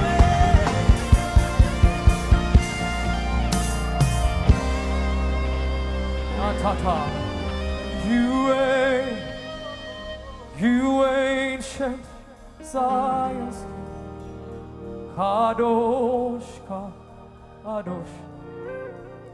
You are mighty on your throne. Oh, you ancient Zion's Kadosh.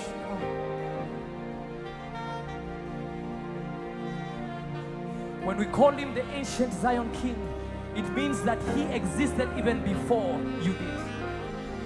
That he existed even before the enemy did. When we call him the ancient one, he is Yahweh, Elohim. There is no one like him.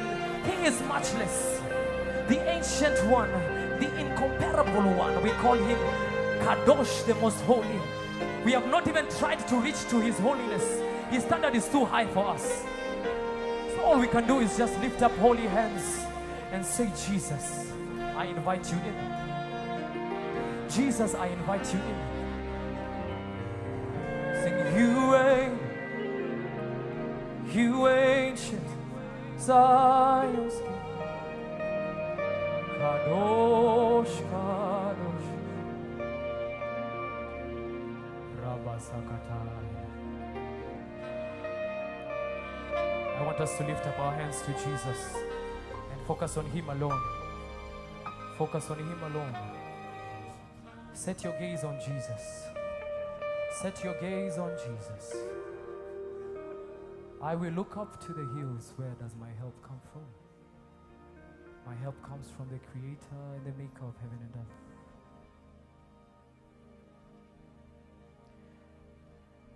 My help comes from Jesus.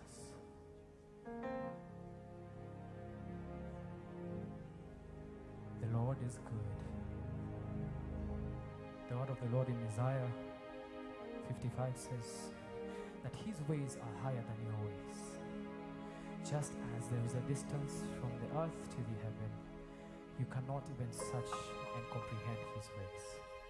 Today, most of us have come with our own understanding of dealing with things, but the Lord says that we should lift up our gaze to Jesus, the author and the finisher of our faith. There's this song that says,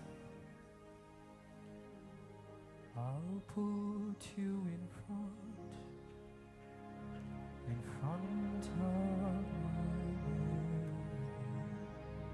You are all. Yes, Lord. The best part is, I'll make room for two. You. Yes, Lord. He is all that matters. Sing, I'll put you in front of what? Like a mighty chorus. You are. He's all that matters. Sing, I'll make room for two. Sing, you and I, Jesus.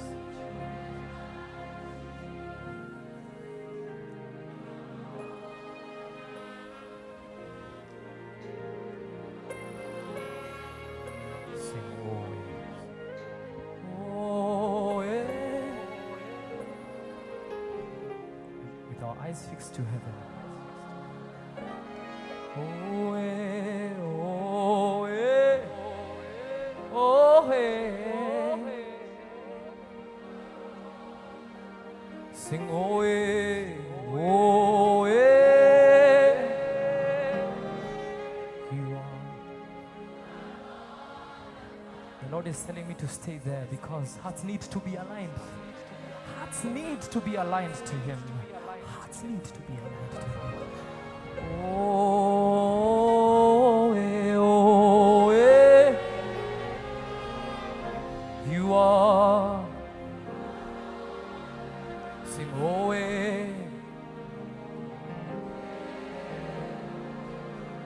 you are. Sing, oh, you are. He is all that matters. He is all that matters. Sing, I'll make room for two. You and Him, Jesus. He is all that matters. He is all that matters. Sing, you make room for two. You and Jesus alone. Yes. Can welcome the choice servants of the Lord. He is all that matters. Sing, you make room for two. You and Him alone. He is all that matters. He is all. He is all that matters. Sing, you make room for Jesus and you alone. You and I, Jesus. He is all that matters. All that matters. You are all that Nanina sababu ya kukuabudu.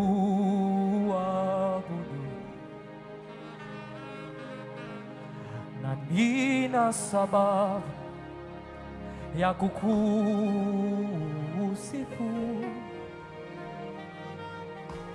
Ayata. Uku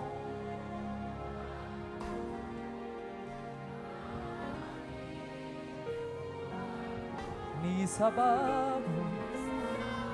Right. So the Lord is saying that I am the Lord that healeth thee. I am the Lord, your healer. I sent my word and healed your disease. Zakatatail, I am the Lord, your healer. Ayatatata, that He is the Lord that healeth you. He is the Lord, your healer,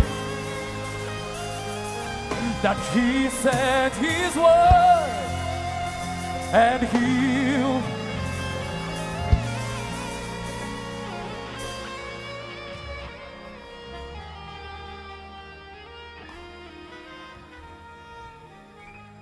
I don't know why, Rev, I don't know why this song is usually sung on at funerals.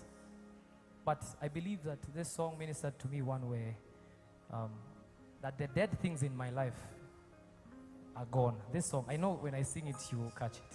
It says, Chakutumaini sina ila damu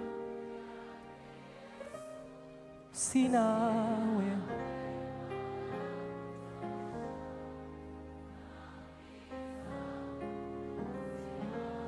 Mimi kwake Yesu.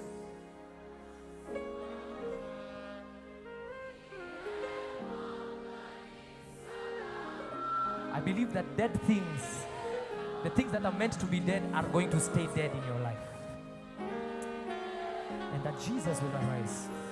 And then this part says, Jia yangu iwe defu, yeye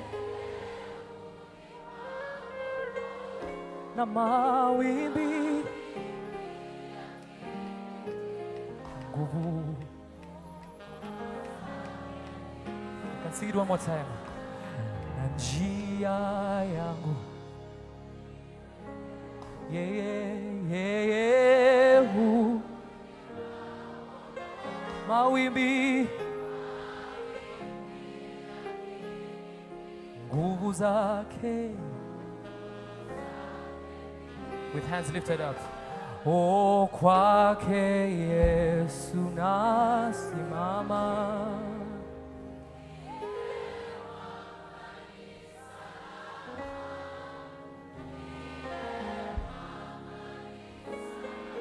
Ndiye. Oh, na kwake Yesu nasimama. Ndiye.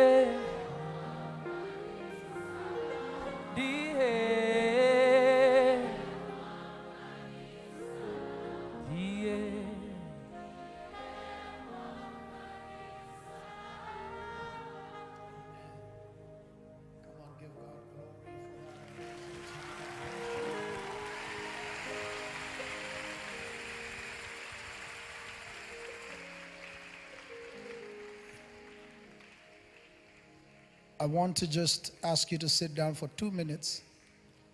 I want to do something. I want to appreciate people that have traveled here from different nations, different countries. Thank you so much for that amazing time in God's presence, Gaston. Thank you. Thank you.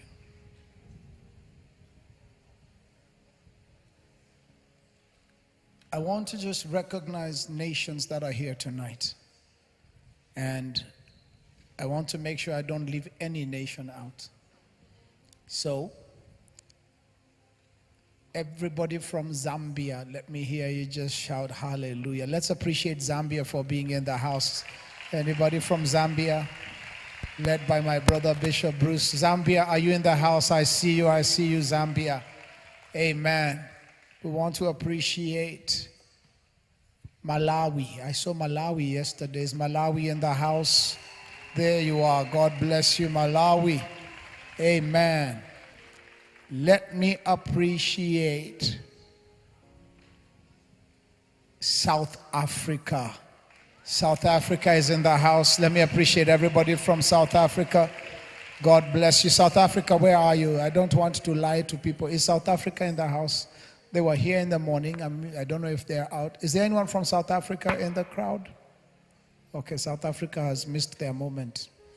But they were here in the morning. I don't know if they're just on their way tonight, but South Africa was in the house in the morning. Let me ask, which other country have I left? Nigeria. Is Nigeria in the house? Nigeria is in the house. Amen. Hallelujah. Yesterday, I was so excited to see South Sudan in the house. God bless you, South Sudan. Amen. I see you, South Sudan. God bless you. We also have in the house our amazing brothers and sisters from Tanzania. Tanzania is in the house. God bless you. Wow, Tanzania, God bless you. You're represented. And then we have in the house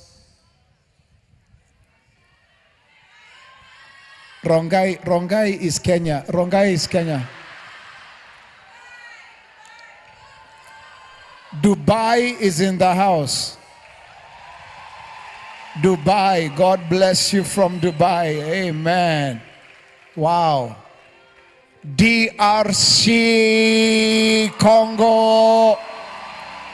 Hallelujah. Amen. Wow.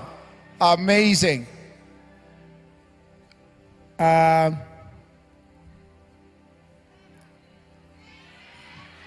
Sierra Leone. I was trying to remember. Sierra Leone is in the house. God bless you.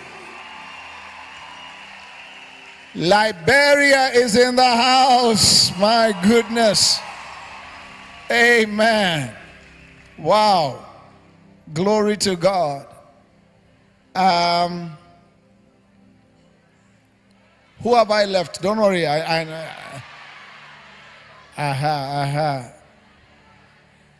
Who?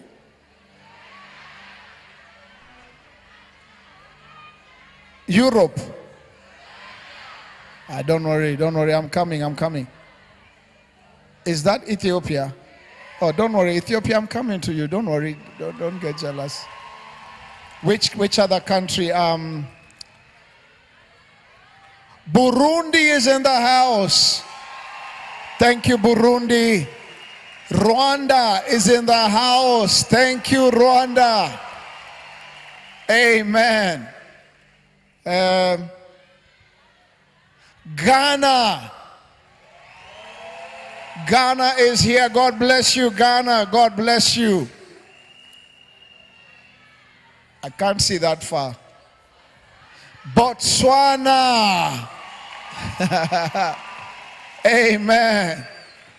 Amen. Now, that flag.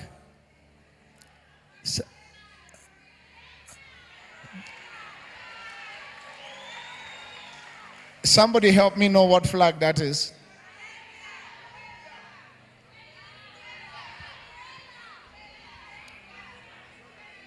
Where? Huh? Caribbean. Oh my goodness. Hey.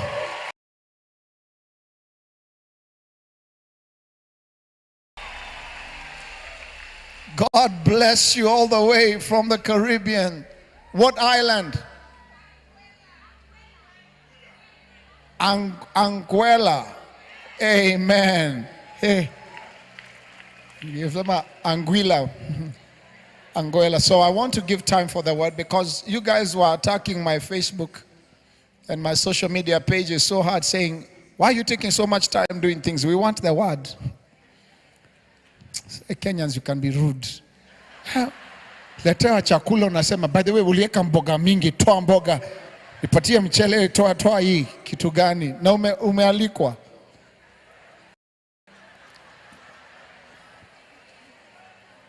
Apostles, I must report my people. Our Kenyans on Twitter and Facebook, if they can be as bold as they are behind screens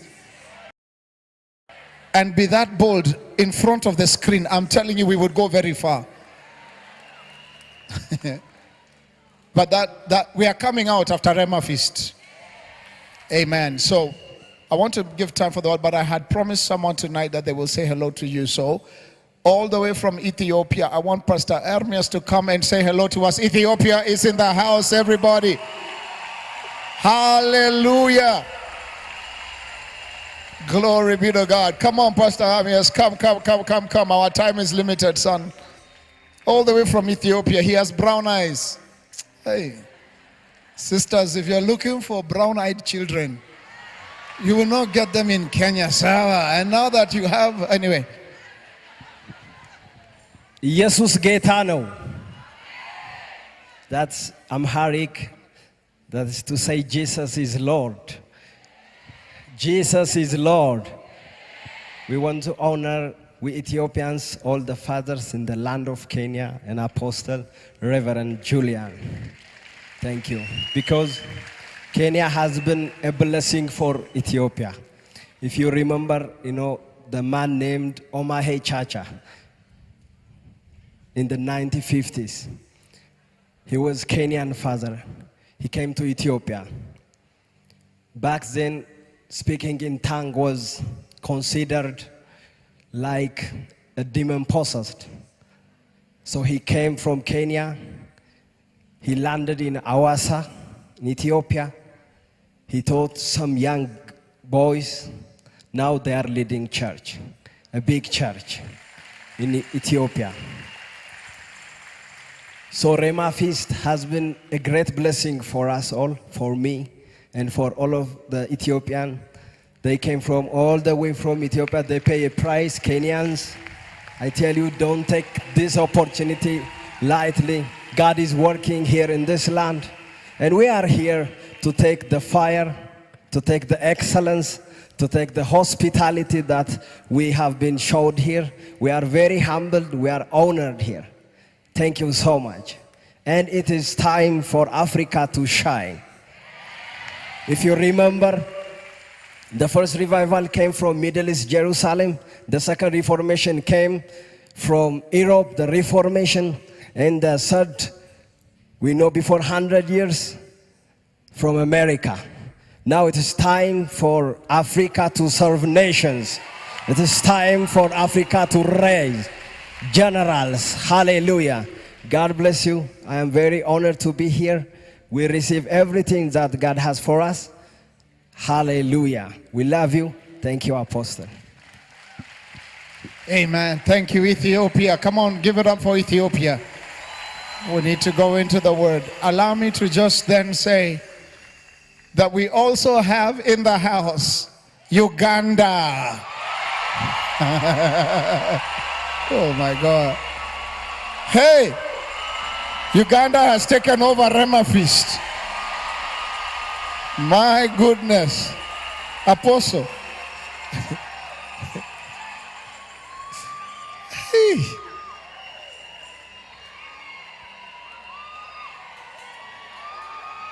And we also have in the house,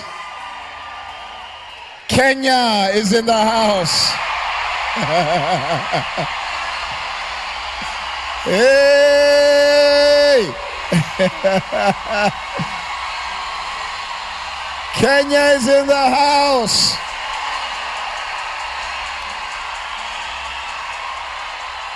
Hallelujah. Amen. Let's behave ourselves. We have guests. I want to appreciate our father who is here. Papa Mamboleo is in the house. God bless you, Papa. Just wave at the people. Tomorrow you will say hello to the people. Papa Mamboleo. Look at him. Apostle, God gave that man a vision before he was a student of, I'm trying to remember, Derek Prince. And while they were in class being taught by Derek Prince, he saw a vision about red horses that were marching on the way to Kenya. And in the vision, while they were in prayer, he saw the red horses being diverted elsewhere. And that means Kenya was going to go into becoming a communist state. And the Lord saved us from that direction. And through him and through the man of God, Derek Prince, and so many others, he has been used mightily by God in this land. Not just to bring revival, he's the one who led my spiritual father to the Lord. So we just recognize him today and honor him. I honor you, Papa Mamboleo. We refuse to be those that tear down our fathers, because we would not be where we are today if you hadn't fought some battles for us. Today I want you to hear it from us as sons. We honor you, we recognize you, and I'd like to ask this entire stadium to stand on their feet and honor you. Please sit down, Papa. You sit down. You sit down. If this man's heritage has been a blessing to you.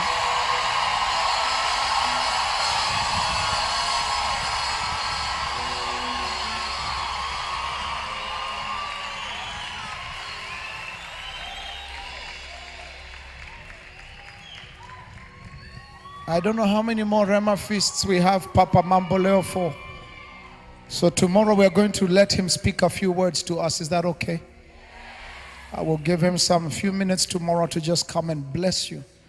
Because the heritage in that man, I refuse to take it for granted. Thank you, Papa Mamboleo. Amen. Please, you may be seated. Archbishop Nganga is in the house. Oh my goodness.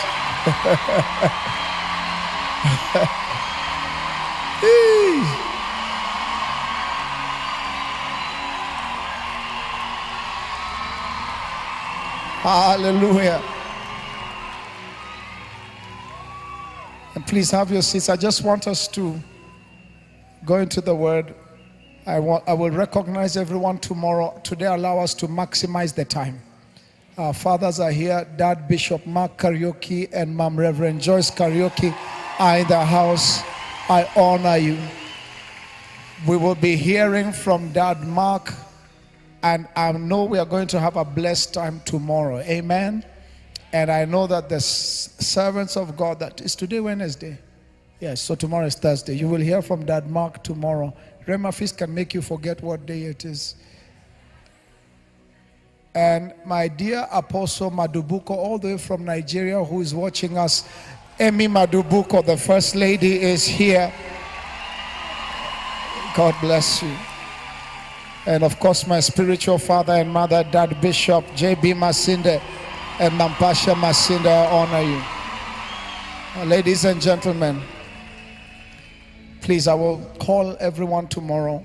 Permit me tonight, because I know we want to maximize the 2 hours we have.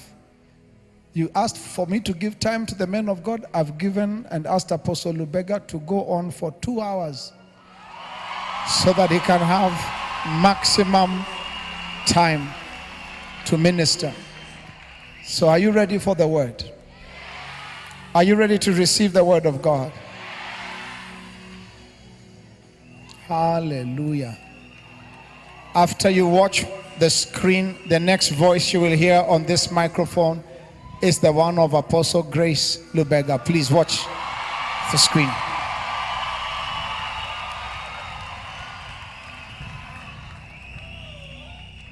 Apostle Grace Lubega is the vision bearer of Phaneroo Ministries International, a movement at the helm of revival, transformation, and change in the lives of multitudes in Uganda and the world over. He's a devoted husband and father. He's an anointed teacher of the Word of God with distinctive insight in the knowledge and revelation of God. He's deeply prophetic, a miracle worker, and a great demonstrator of the Spirit. He has traveled the world over preaching the gospel of grace and truth. Through his visionary leadership, Phaneroo Ministries International has grown exponentially over the last 10 years. Presently, the ministry has a weekly sitting and viewing audience of tens of thousands of people across East Africa and the globe, with over 600 live streaming sites. Apostle Grace Lubega believes in the God-given potential existent in all people and lives a life wholly sold out for the sake of the gospel. With a Jesus ovation, let's make welcome Apostle Ladies and gentlemen, Grace. Apostle Grace Lubega.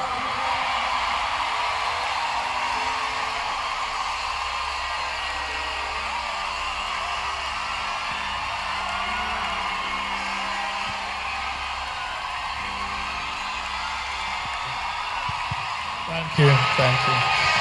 Praise the Lord. Praise the Lord. Firstly, allow me to honor all the fathers in the house and the spiritual mothers that we have here. Come on, let's celebrate them.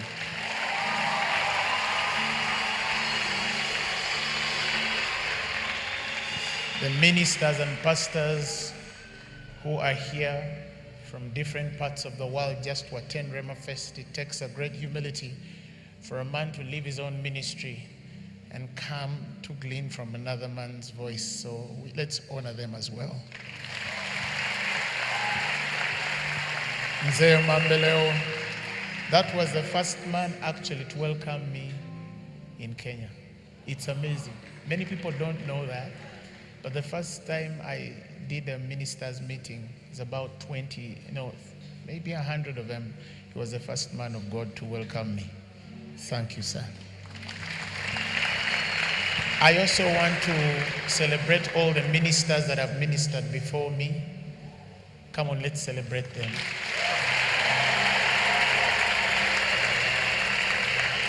I took the time to watch most of them, to hear and connect to the spirit of whatever God has prepared in the season, and I have been blessed. Everything is connected, and we celebrate God for that. Come on, let's celebrate them. Above all, Reverend Kula, a man who is not intimidated by graces. Come on, let's celebrate him.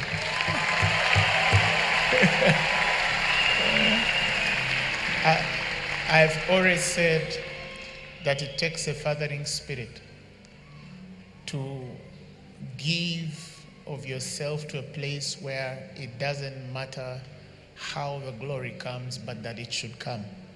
You're that example, sir. We love you, we honor you, we celebrate you. Uganda loves you. Uganda loves you. And so, thank you for loving your nation. Praise the Lord Jesus.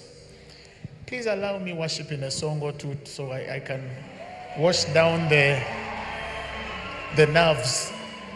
Because standing in front of these anointed men, I feel so intimidated. So allow me to worship so I can get into the zone. Just one or two songs. Heavenly Father, we bless you, we glorify your name. Somebody just celebrate Jesus for this evening. Celebrate Jesus for this evening. Heavenly Father, we glorify you. We give you all the glory. We give you all the honor. We give you all the praise for Rhema Feast. Even those that are watching online. Even for the ministers that have ministered before and those that are ministering after.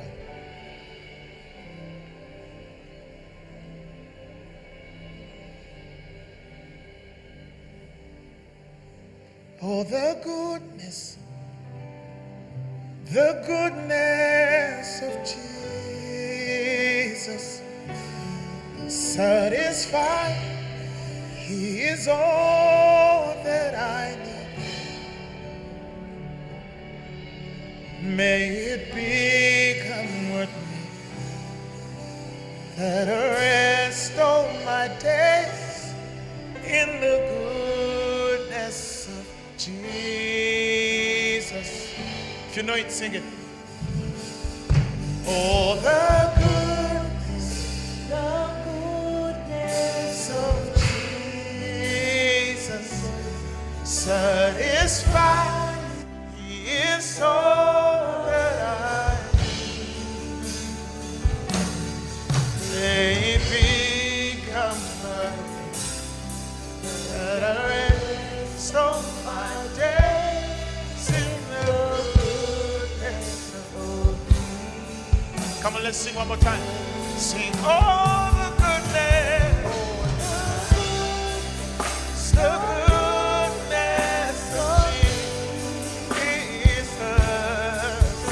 Satisfied is all that I need. Let it become what that I rest all of my days in the goodness.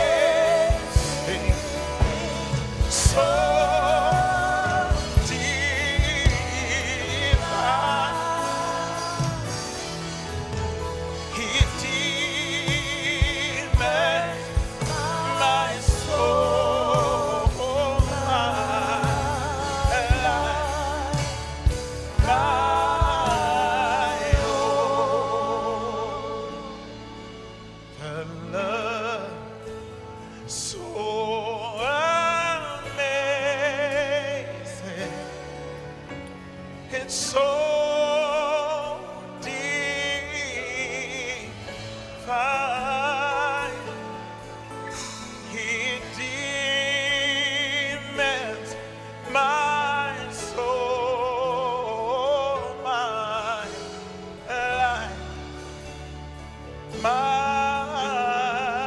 own. Come on, thank God for his love. Love so amazing.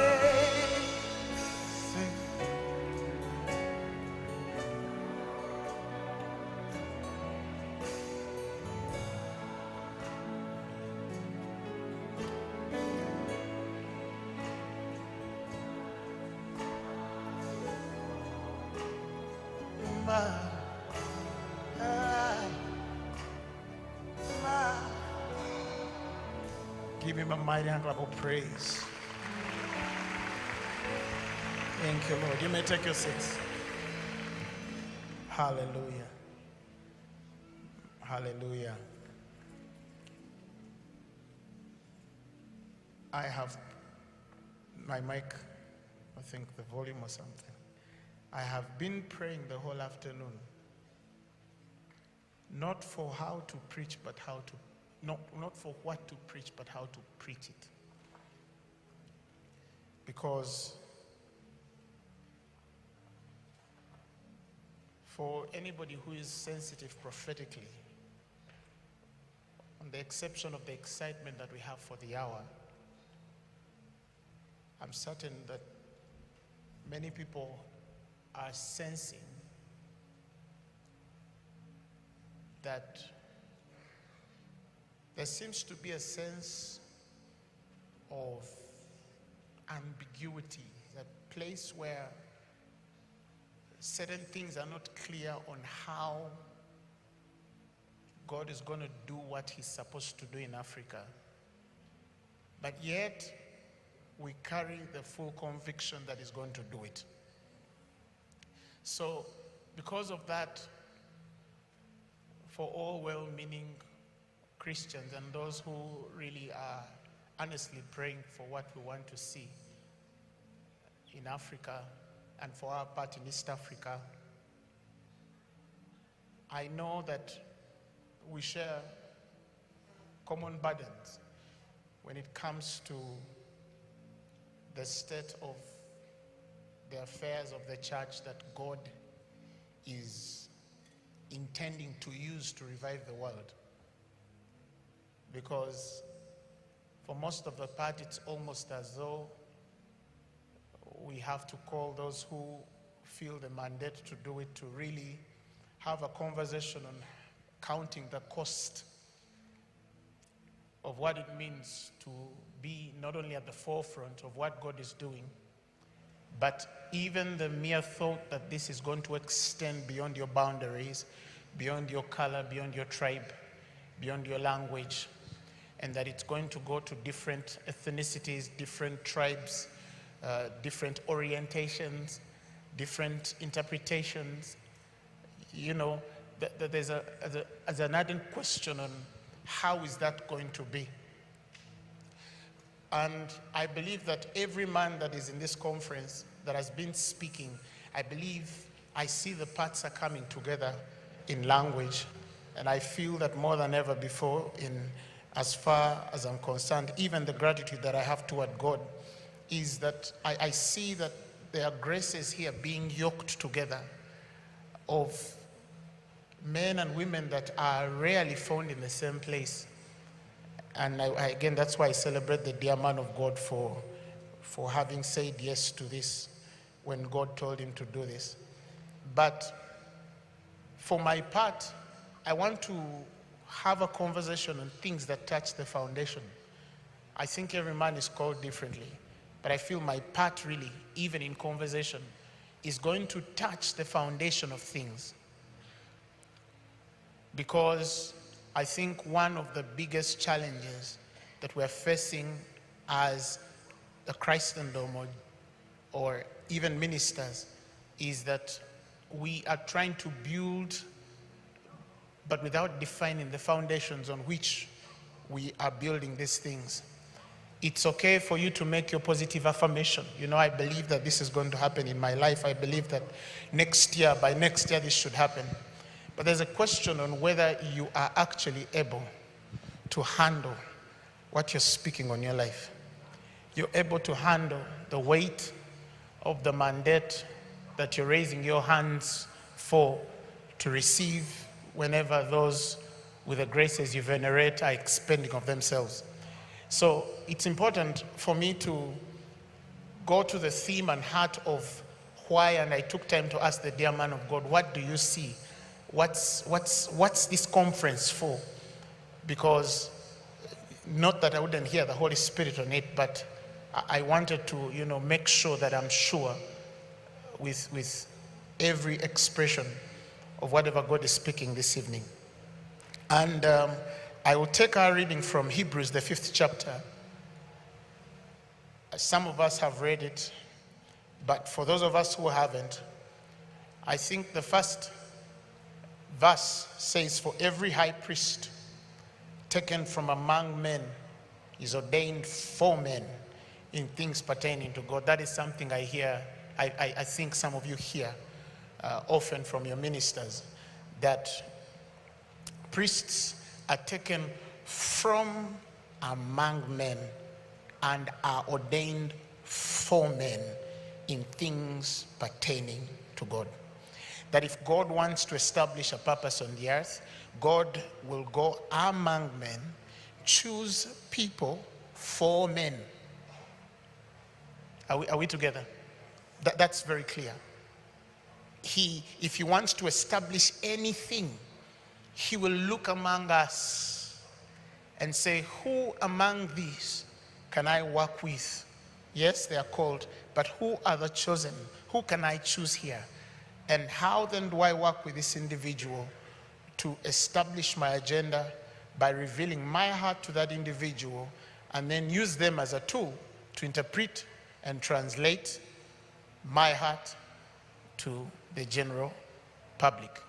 It's almost as though it's a pattern that God has built from the ages past, still exists, and shall always exist for as long as we live. For if you're here perhaps among those that are receiving from those who are chosen, or that you're among the chosen, actually, that is receiving for those that might not be here, either in your realm of influence, and need I to add that the fivefold ministry is not only limited to the four squares of the church.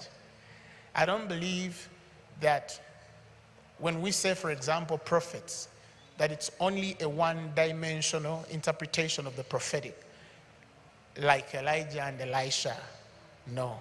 I believe that there are diversities of these graces, and there is a way God manifests through even some of those things you don't expect for him to manifest himself through. For example, I believe that there are financial prophets. Forgive my English if it doesn't make sense, but I have met a few people who seem to know what God is saying about the finances of a realm above many of the economics. And they are not just adding one and two, but they seem to see beyond the books and paper. I have seen people who are evangelistic, not in the nature of evangelist Benny Hinn or Reinhard Bonnke, but in their right, God has given them the grace to win souls distinctly. We would act so myopic to think that the fivefold is only subject and limited to the four walls of the church, because God didn't send us in the four walls. He sent us into the world. Praise the Lord. And the world has financial altars, it has educational altars, it has health altars, it has whatever altars there are. Somebody shout hallelujah. So, in recognizing that, Paul is bringing a very deep conversation here that I want you to follow me.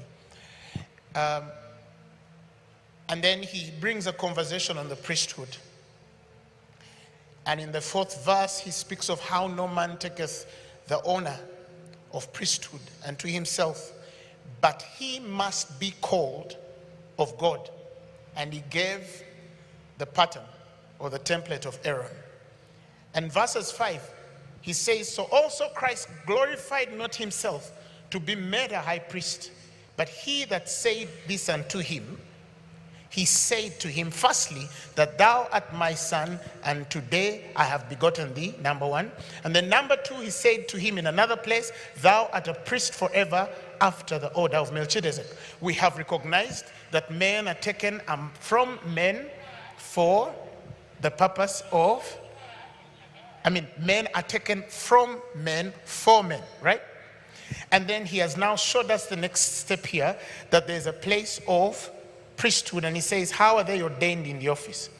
They don't fight their way there. They don't force their way there. They don't manipulate the system to get there. They don't bribe anybody to get there. There's a process that engages God. God himself says, I have called you. So he walked to Aaron and separated him as a priest. And so it was. A pattern was laid that for anyone to be a priest, God had to call them into that office. Then he gets to Jesus Christ and says, okay, there's an order here. But he gives us a difference. One, that before the Christ is called in the order of priesthood, Melchizedek, he first affirms to him that he is a son. Who understands where I'm going? With Aaron, he comes to Aaron and tells him, I have ordained you. You are a priest for men. With Christ, he firstly comes and tells him, number one, you are my son. Then when that is established by all and all the realms witnessing this experience, then he says, now you are in the order of Melchizedek. This second person, Christ, comes with two affirmations. One, the affirmation of sonship. Two, the affirmation of priesthood. There's a difference between men which are priests only and men which are sons and priests. Am I communicating? So we start to see this conversation of father and son, this relationship that then begets the priesthood. And we must study the order of the event, that the sonship preceded the priesthood. It's a deeper relationship when the priest is ordained by the Father. Hallelujah. And because of that, in whatever he goes through, or whatever price he has to pay, there is the understanding that even as he is going through this as a priest, he is above all a son. And in the verse 7, even though he was a son, he did not ignore the blueprint. He did not ignore the template, because some people think that being a son, it would mean that you'd be excused from the responsibilities of the process. But we find that even though he is a son, he is still submitted to the order of the process. In his days of the flesh, verse 7, he had offered up prayers and supplications with strong crying and tears unto him that was able to save him from death, and was hard in that he feared. He knew that even though he was a son and a priest, he had to fulfill the assignment. This one was a harder one because he was to lay his life for all men. But like I said, again, I'll repeat this many times, it is easier because the priest doing this is a son.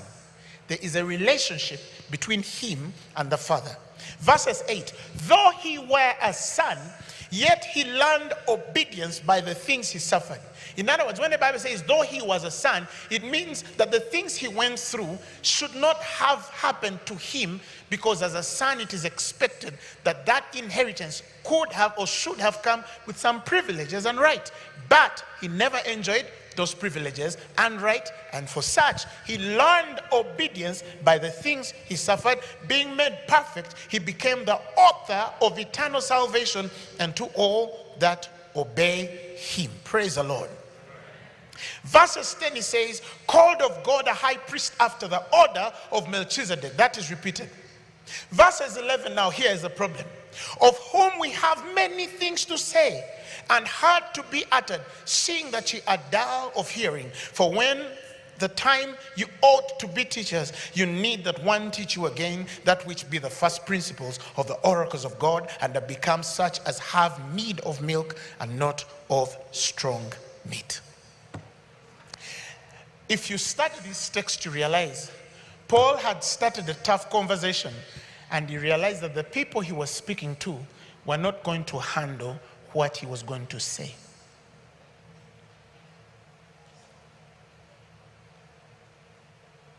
It's in the way of God not to expend a man beyond what they are able to take.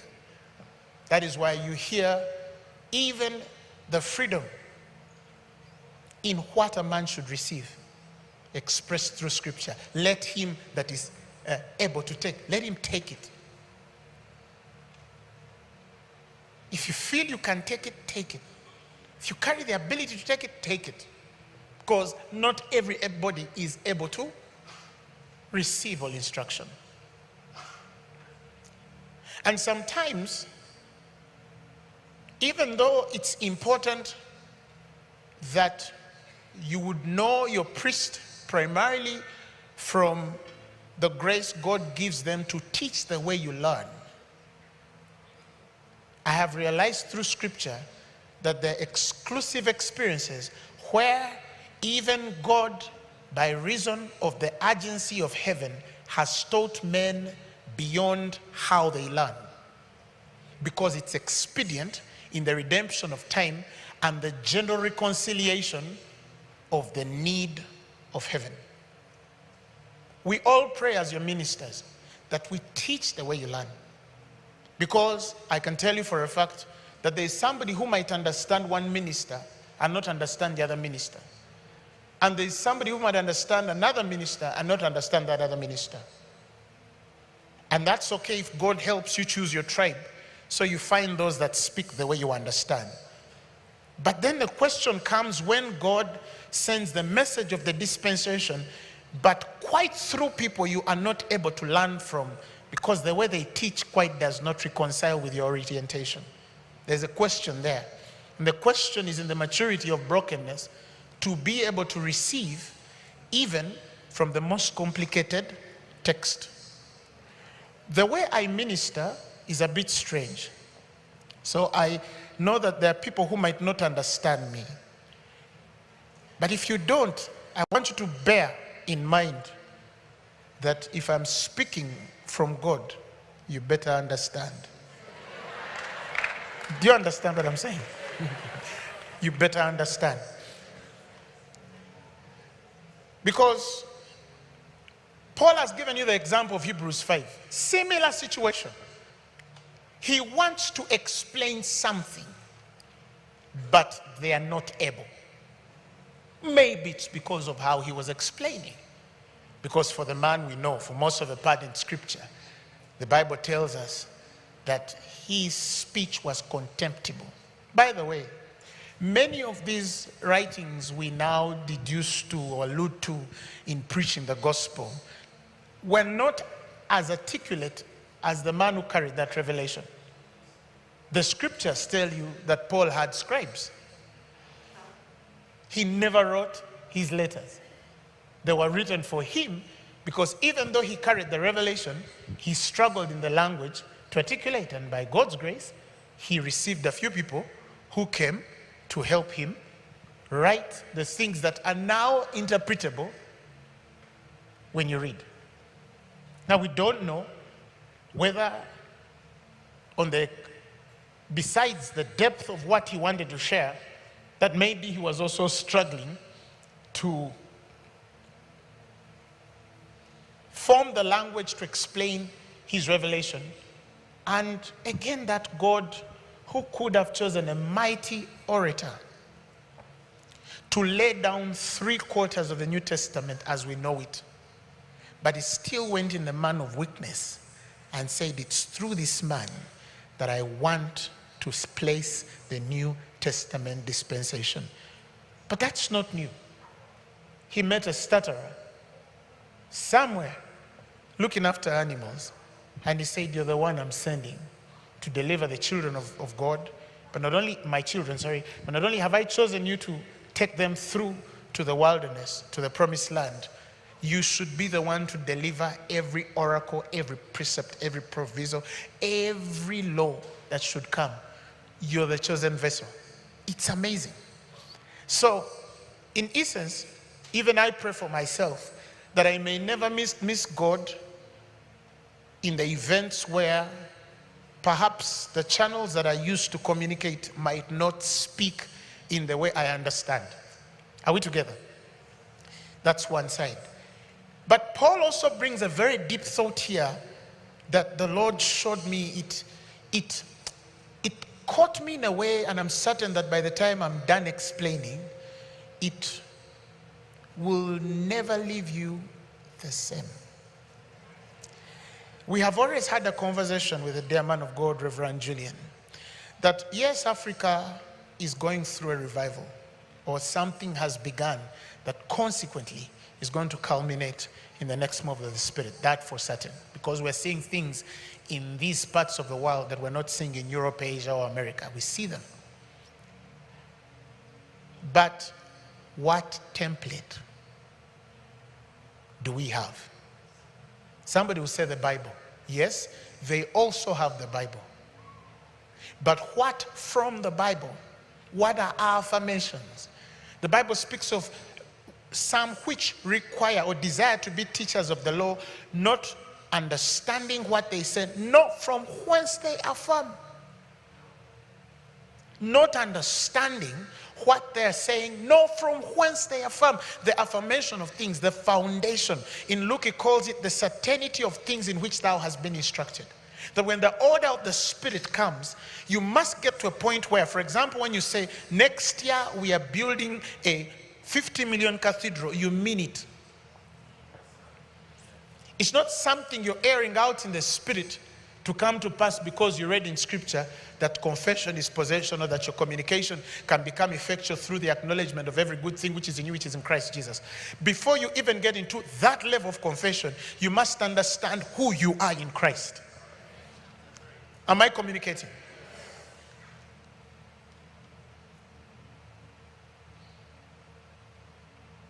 Next year I'm going to do this. Do you have the spiritual tenacity to do exactly what you say you're going to do?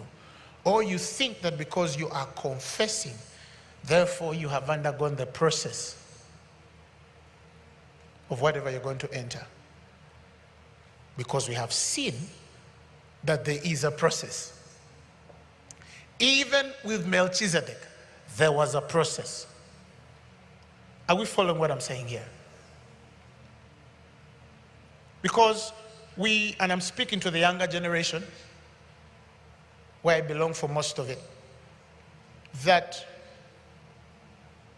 we are so fast in assuming that the point, from point A to point B, is simply jumping and screaming and confessing. And some of you have now realized over time that it's not just enough. Even though all of these are important aspects of the faith, we must define the foundation.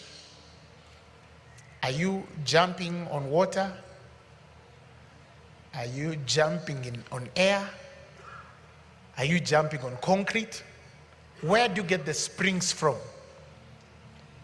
Where the energy is favoring you from? Are we following what I'm saying? It's so quiet. I feel it. Let me go back to my box. Praise the Lord Jesus. So, I want to have a conversation on what really it meant for these things that Paul says were hard. They were hard to teach. Why did he get to a place where he found himself struggling to utter certain things? He knew what to utter, but he found himself struggling to utter certain things. And he's saying, because there was a dull hearing. They were dull of hearing. And so I went to study through the Hebrew text to really understand what exactly was the reason? Greek, sorry. But again, bear in mind that what we're looking for is a template. That's what you should keep in the back of your head, a blueprint. That if we are going to go from one point A to B, that if we are entering revival, we're entering a reformation, all these things are going to happen so great for us. Yes.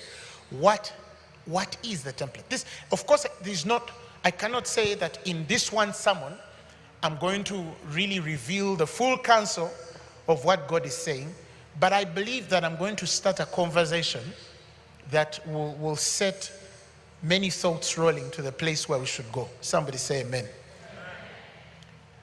When you start with the Greek, the word used for hard is douze manioutos. So it's a long word. Douze manioutos. It means hard, right? But the word there for hard is translated from the place of interpretation. So Paul is not struggling per se with their dullness only from a place of trying to find the language. He actually has the language, but he feels that it's not sufficient enough to interpret the spiritual conviction that should come from the word spoken. Are you following what I'm saying? That Jesus comes to Peter and says, Simon Peter, lovest thou me? Your Greek would say, do you agape me? He's asking Simon Peter, do you love me with the very love in the revelation of how God loves and who he is as love? That's what it means, agape. And Peter answers, yes, Lord, thou knowest that I love thee. But when you study the Greek word there Peter uses is I phileo thee. Two men are talking about love. One is asking the other, do you love me? And the other is saying, yes, I love you. And we get lost in translation. Because in that instance, the Christ is struggling to really communicate what he means, because he sees that whenever he's speaking to Peter, Peter quite does not understand what the master is saying, but he is speaking. The interpretation. Again, he asks him, do you agape me? And Peter says, Master, I phileo you. Third time, do you agape me? And Peter becomes so annoyed and angry. He says, what's wrong with you? You know all things. You know all things. Think about it. He's telling Jesus, you know all things. That means you should know that what I'm saying, I mean. And the one who knows all things is trying to tell Peter, yes, because I know all things, I actually realize that we're not speaking from the same wavelength. We're not at the same level. Do you agape me? And he says, yeah, Master, I feel, no, the third time he actually asks him, do you phileo me? I think, is it phileo? I think he changes the last time. He gets to Peter's level. Speaking to him the first time and he realizes that Peter doesn't get it. Speaks to him the second time and Peter doesn't get it. He gets to Peter's level and gives him the instruction of phileo. So we ask the question then, if Peter had understood that the Lord Jesus was talking about agape, what instruction would the church receive? Are you following? Because Peter is the representation of the church. He says, on this rock I will build my church, and the gates of hell shall not prevail against it. It's a typification of the church and the ministry. That sometimes the instructions we receive are not necessarily the ardent intended instructions, but maybe Just maybe that sometimes the instructions that come to us from where we are able to receive.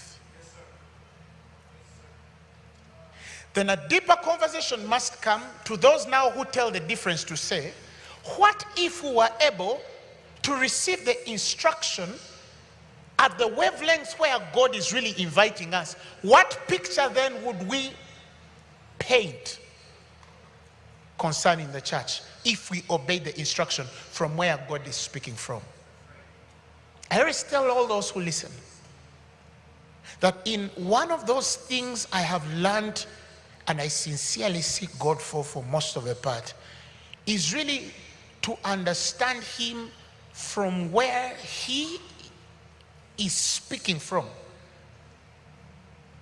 And therefore, if my understanding is still lower from where he is speaking from, to ask for the grace to even discern that I have an understanding issue, because at that particular point, it's not important that I seek for the instruction. It's important that I ascend first to the place where I can receive the understanding. Otherwise, then we are faced with a question of, if what we are speaking is truth, if what we are exercising ourselves in is truth, why aren't we seeing the results of that truth in our lives, in every aspect of our lives? If we only had a half of the things we confess, if we only had a quarter of the things we sow seed for, if we only had a third of the things that took us on flight to go to Jerusalem, face a wailing war, write on a piece of paper, Father, husband, he must come. He either comes or I die. You write it and put it there. Hit your head 4 times. If we only had a fraction of the degree at which we scream. Oh, no. We can scream. We can scream. Praise the Lord Jesus Christ. If we only had that degree, the church would be far. So I'm not against screaming. So if I preach something deep, you scream. If only you had a degree of. Praise the Lord. Am I communicating? So I find that Paul is struggling with interpretation. I'm seeing something, but the language that I have for it, you can't hear. The language that I have for it, you are dull of hearing. The word dull there is nothros. The Greek word is nothros, meaning dull, sluggish, indolent, languid. But this is what fascinates me. That the word nothros, now if you aren't hearing anything, hear this. Touch your neighbor and tell him, hear this. The word nothros is derived from a root word called nothos. Now, for those of you who know the simple English that I know, a word is considered derivative of another when it is formed from that original word. And often it can be framed by adding prefixes, suffixes, or modifying it in any other form as whoever is designing should. So if a word is derived from another word, it means that it will maintain a connection to the original term from where it related its meaning. It's important firstly for us to appreciate that nothos is the womb that that begat nothros, or that nothos, that root word, is from where we write the word nothros, which is then dull, sluggish, languid, and many things. Are we clear at that level? Now, nothos, the mother of nothros, means one, illegitimate.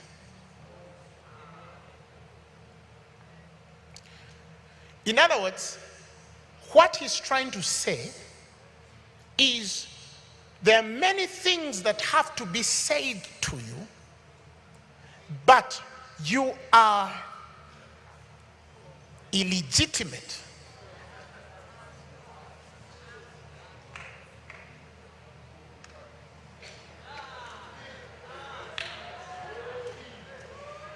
that means the reason why I don't have I'm not able to translate the language, or that if I carry the language but you're not able to pick it, is because you are illegitimate.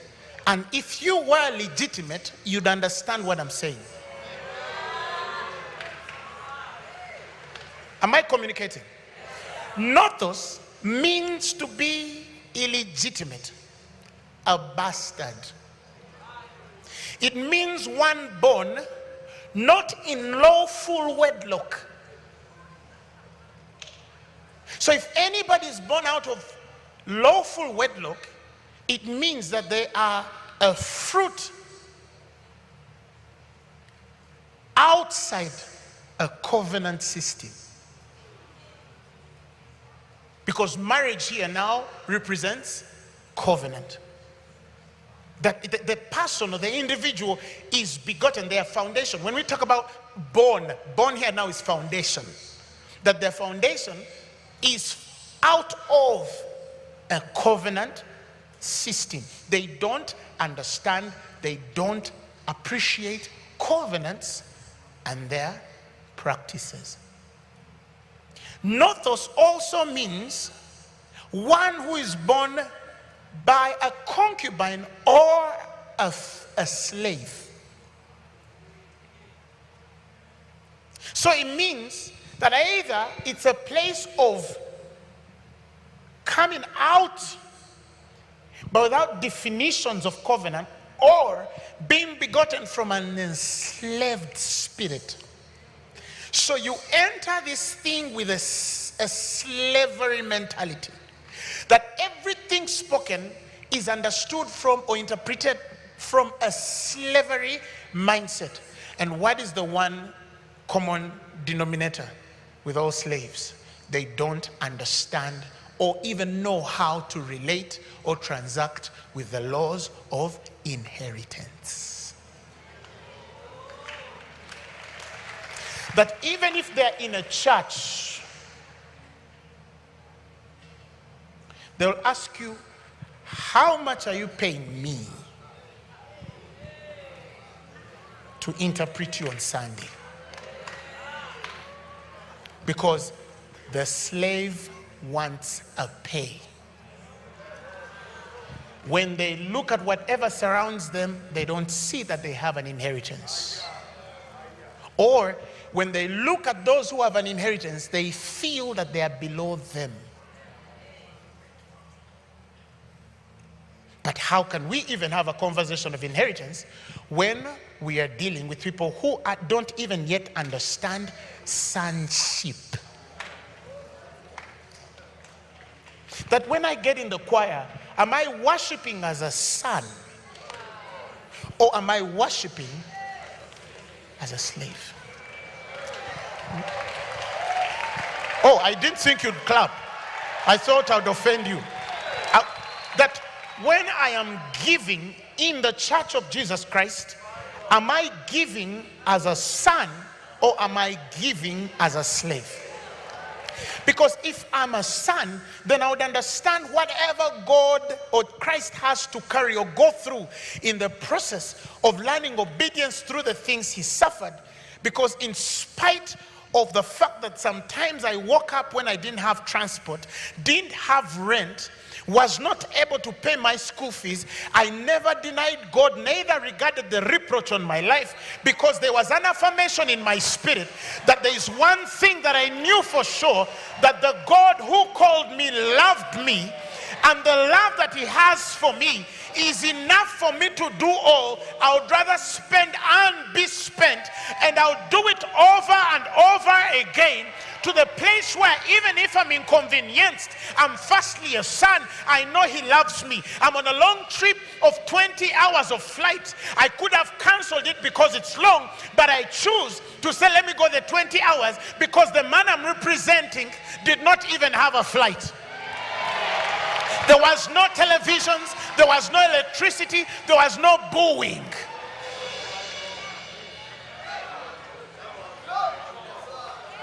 Because if we don't have this conversation, scream all you want. Scream all you want. Some of the people we're dealing with are serving in the choir, waiting for their Canadian visa. Are you following what I'm saying? In the same world, there are people we know who refuse the Canadian visa and refuse to be called the son of the daughter of Pharaoh. Why? Because they esteemed Christ's greater riches than the pleasures that were for a season. They had respect unto the recompense of the reward. That means Moses, even before Christ came in the flesh, saw Christ. But the Christ he saw carried reproach. And he was a son too. Are we following what I'm saying? Now the seeds or the sons of the concubine and the slave naturally are going to fight the seed of the promise. Because they don't have the character of the covenant. Ishmael looks at Isaac and he just doesn't like it. And you think, Reverend Julian, that the guy who's commenting about your preaching is really commenting because you're preaching a wrong message. The thing is fighting is older than him.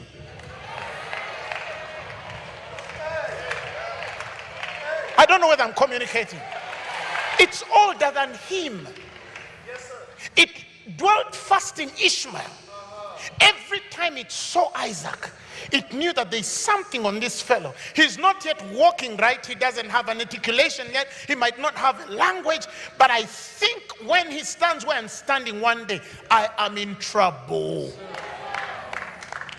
Because the womb that begot me was of a slave. And I don't have an inheritance.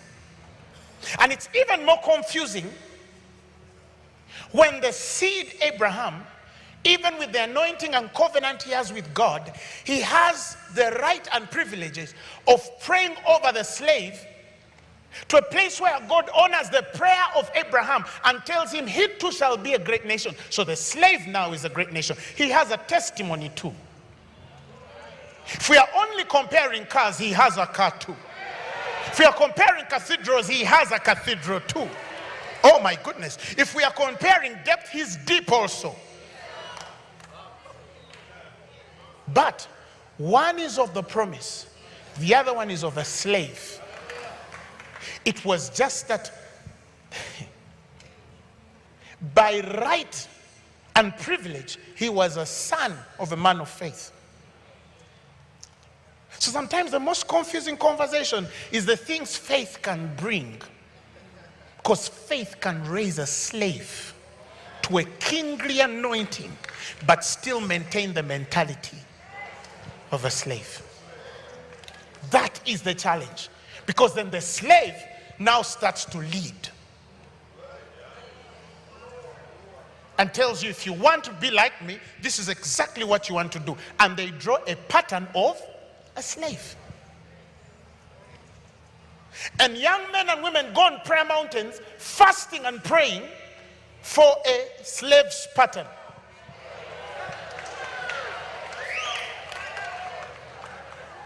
I was hearing Pastor Poju earlier laboring to talk of things only sons can understand. And I was feeling sorry for him. You're also going to become a problem. Because how can you tell somebody that it is free? You're just entering there. Somebody's like, no. Do you know what some of us went through to get here? He's not saying that he doesn't have his process too. He has his scars. But the scars of a son are different from the scars of a slave. Am I communicating? So Ishmael starts to taunt at Isaac. What's wrong? Why don't you love your brother? I don't know, I just don't like him. This is the division of the hour. Slaves are fighting sons. This is how you tell a son. No son can fight a slave.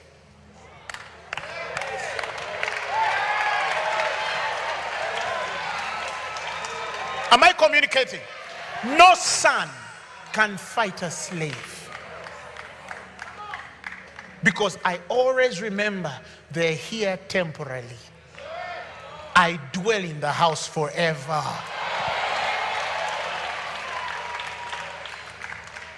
Unless they don't know who they are. So shouldn't the conversations change a bit? Should we just tell people, oh, you're going to America. I prophesy upon your life that this year, by this time next year, you'll be on one of the biggest business, and all of that is okay. But if you are prophesying to a slave, you'll struggle to have them in church. Because as they were serving God, Mammon becomes their Lord too. But when a man knows that I'm a son, even if they own $1 billion on their account, they'll come on Sunday and sweep the church. If we can see that, Reverend, revival has begun. Because the lamb can walk and we can pray about that. We can pray for that. We carry the anointing. But if a lame man walks and I still carry a slave mindset, I'm still in trouble, because this is the slave going to enter a political office. And instead of serving as one with an inheritance, he will try to make an inheritance. And then we have a problem with them. What's wrong with that individual? Well, this is the issue. Ultimately, the question is this a coincidence or it's a condition? And let me answer, some are conditions. That it's even wrong for us to fight them, because it only means we don't know our inheritance. The best thing is to keep turning many slaves to sons. It's going to be expensive when you stand before somebody and tell them, by reason of the privileges you have through the scripture, God has blessed you with every spiritual blessing in the heavenly places in Christ. He has given you everything that pertains to life and godliness through the knowledge. You see, receive it. It will be hard. That's why we're struggling. You're teaching it every day. They're not receiving it because you're telling a slave you have an inheritance. They're like, whose inheritance is it? My father never had even a little inch. Well, how can you tell me that this is mine? Because of that, then we even start fighting each other. Because then the mindset is economia. Your Latin word there. The mindset that there is not enough in the world, so you have to plan to live under what's not enough. That's economics, by the way. Study the Latin definition. That's why, sons of God, we shouldn't even teach about kingdom economics, because the kingdom, you got me. There is nothing, you can't plan. How do you plan from an infinity realm? How do you plan from a realm where all is available? Do you understand what I'm saying? Because there is no budget. No.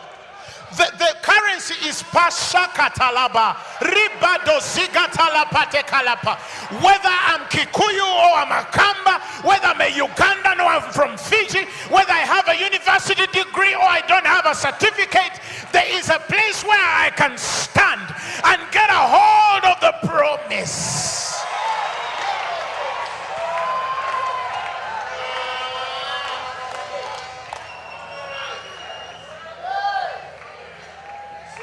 So now you understand what he says in Hebrews when he says, do not be slothful, but followers of them.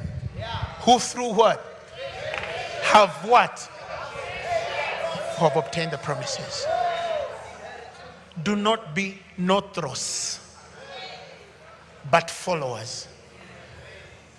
You see, if we have to deal with the nothros, this dullness, then we must define a template to follow.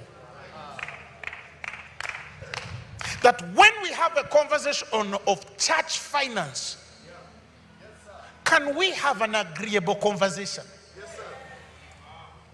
Where if my family member said, you know, my church member said, Pastor, I'm shifting. The Lord has sent me to go to Nairobi to serve. They'll come in Ruach and find the same conversation. That's what we call the unity of the faith. The unity of the faith is not toleration. That because we've learned to tolerate each other, therefore we are united. That's not unity. The unity of the faith is when, like I said, the graces start to yoke. And the language is one until they may come to the unity of the faith, comma, and to the knowledge of the Son. See, when the unity comes, there's a knowledge that has to be. And to a perfect man.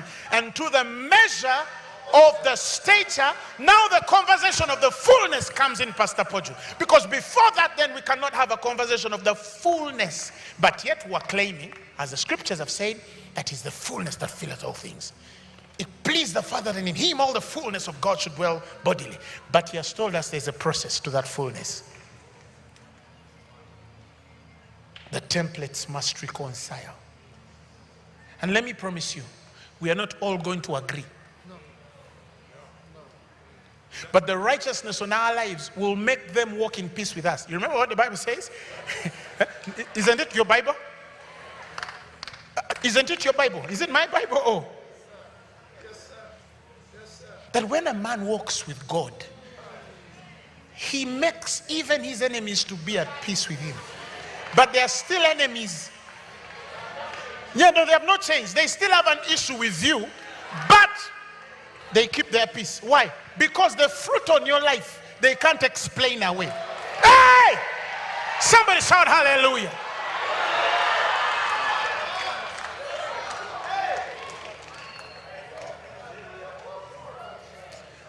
That's why the father-son conversation has to come back. Because if they are not sons, they become a danger when they become priests.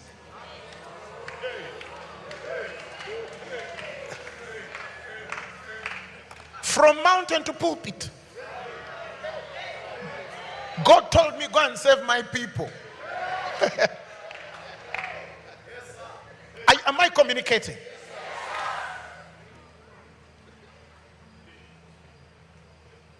But if you're just talking about money, Ishmael is rich too. Go to his abode present and see what he can do. But he can't get cancer out of a body. That's the difference. Hallelujah. The sons of Jacob, or Israel, have been enslaved for so long that even when they cross to go into the promise, they say, no, we miss the cucumber, the onions, the leeks, the lemon. Oh, no, let me translate it in simpler terms. You know me, the reason why I want to serve the other pastor is at least for you. There, they'll give you like at least some 20 bob. But the other, I know I pay my staff, but I also have volunteers who serve. But we want to get to a degree, a certain level in God, where we will really understand the laws that govern our inheritance. Do you know how many are getting on those flights to go not for purpose, to become slaves of the sons of Ishmael? and they're speaking tongues there. They're saying, I'm believing God, things must change. And they come back in bodyguards after 10 years, 20 years of struggling with a disease. Their kidneys are failing. And they spend all the money that they had there. And listen, a son can enter the office and serve as a slave. But a son who is serving as a slave is different. So I'm not exonerating us from the purpose. The Christ had a process too. But the difference with this one was that he knew that all belonged to him. Look at the liberty by which he expends himself. Boastfully tells them, when I sent you without a purse, without money, without straps or shoes, did you lack anything? He's affirming his sovereignty. I sent you. We even must have another definition of righteous. Because some people think righteous is only stays on moral values, which is one important aspect of it, but not all of it. David gave us another one. He says, I was once young and now I'm old. I have never seen the righteous forsaken, nor their seed begging bread. But do you know how many people are venerating poverty? They say, for me, I'm poor because I refuse to rob the bank. No! That is the very reason why. Because you're faithful in another man's, God will give you your own one day. That means every bank at the sound of my voice has the potential of creating a bank. Oh! I'm telling slaves, or am I telling sons? Are we getting this? Because the process of faithfulness means that they might regard you last sometimes. Sometimes they might promote the brother who is able to do the kickback and they will not promote you. And then you don't go in the overnight, spending the whole night trying to curse them and break them. No, because you already know it doesn't matter how many times they put you on the side. There's something on your life that cannot disqualify you. He even asked you the question, who lights up a candle and puts it under a bushel? It's only a matter of time. We must leave the level of, I did not defraud the bank because God doesn't want it, to the level of, because all is mine. When a pastor goes with that mentality, you'll be amazed at how even your ministry is going to change.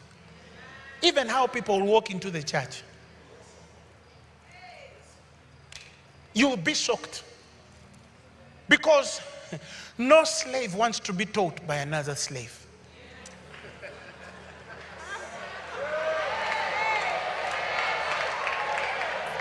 People in the back, am I communicating? How much time do I have? A man of God. 2 hours is long. I didn't know. Praise the Lord Jesus. I have a few more minutes. Don't worry. Because I want to pray. I want to pray with you. Praise the Lord Jesus Christ. So, I can actually then say, Papa, that the reason why Paul was not able to speak any further was that he realized he was dealing with slaves. And he said, okay, if we define this priest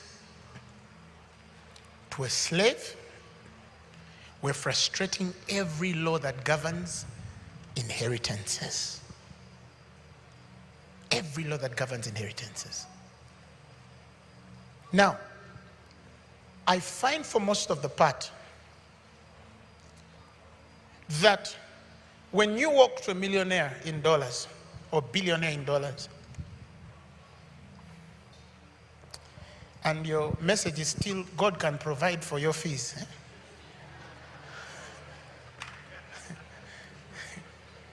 Remember, their seed can't beg bread. Oh, maybe let me make it simpler. Luke 8:11 says the parable is that the seed is the word of God. We mature to a certain level where even our men of God don't need to tell us we are building. Their message should not even beg bread. It should feed you enough to look at the problem in the church and fix it. I'm separating sons from slaves because it's your house. I told people we bought, I think now the biggest property in city is the city town. And I told people we didn't fundraise. Somebody asked me, how did you not thank you, man of God? I was dying, but the people, I have some slaves with me. I moved with some slaves. I'm joking. I told them we bought without fundraising, not one bit. Because I'm raising sons. When they hear, they should know what to do.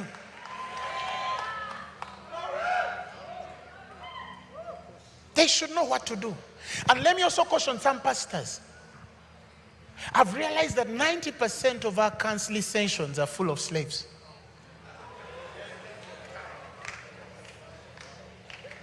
And it's okay if they're still 100, but wait when they become 3,000, 4,000, 10,000, 60,000, 70,000. You will understand the importance of raising sonship. To know the glorious riches of the inheritance of the saints. Because when that comes, they know the exceeding greatness of power which is at work in them who believe. The same that he wrought when he raised Christ from the dead. You see, that's why Paul makes that a daily prayer for them. He says praying for you always. Because he realized this is the only thing we need to fix. Once it's fixed, we won't need to be explained to somebody how to pray for the headache. You take charge and say, I am a seed of God.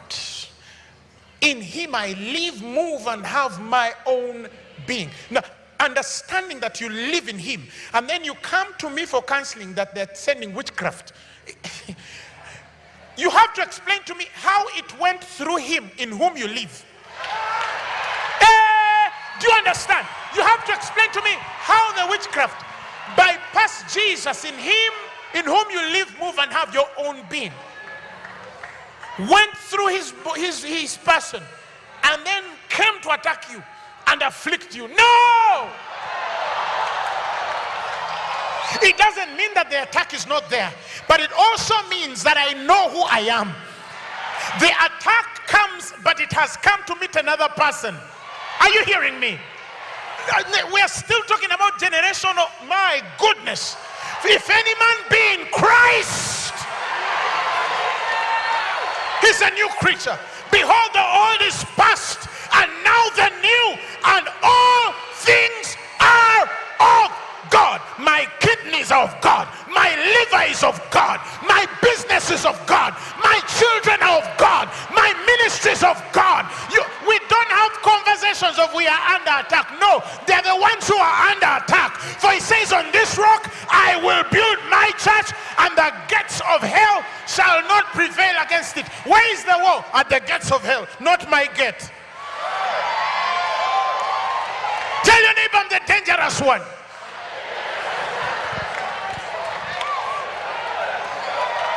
It's a covenant issue. We must pray like men under covenant. We must give as men under covenant. We must serve as men under covenant. We must avail as men under covenant. We must work together as men under.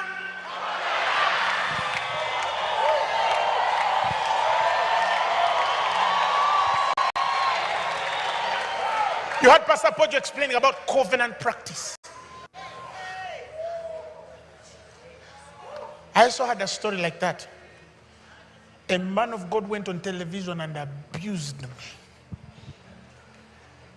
Took his time. On television. Next day, I realized this problem. Yeah, I wrote him a check.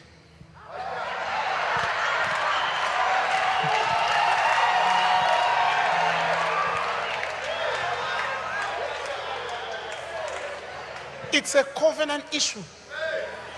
Oh no, I'm going to show you who I am. Do you know who I am? No. I don't even need to show him. There is enough on me that should show. Tell your neighbor, there is enough on me that should show that I'm a child of God. I am not a survivor.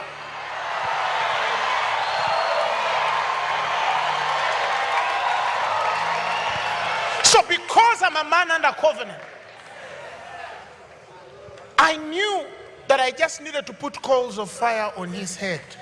It's what the covenant requires. Sons can do it, slaves can't. And I told him, I honor you. You can beat me, but I do what? Because I behold him who endured the cross. And I find it a small sacrifice to keep serving in the church, in spite of the fact that the worship leader has an issue with me, because the man I'm serving actually died. Oh, but I was easily offended. You know, I'm not coming to church. The head of security is rude. What kind of church is that? The usher pushed me. Push me and roll me over, if you want. Because my titles don't vindicate me. Give me a microphone. You understand what I'm saying? Allow me to release what God put inside me. You'll understand that there's something on my life that money cannot buy. That even if you bury it, you can only bury it because you don't know that it's a seed. Am I communicating to somebody? It was the necessary atmosphere for it to sprout out. Everything is working together for your good. Glory to God. This is the strength by which we can face that dying world and tell them we have the answer. Doesn't matter how much money you have, we have something money can't buy. We have a peace that passes all understanding, that guards our hearts and minds in Christ Jesus. We have a love that is unconditional. You can flip all you want. I still love you anyway, because I have to risk loving, having known how much I have been loved.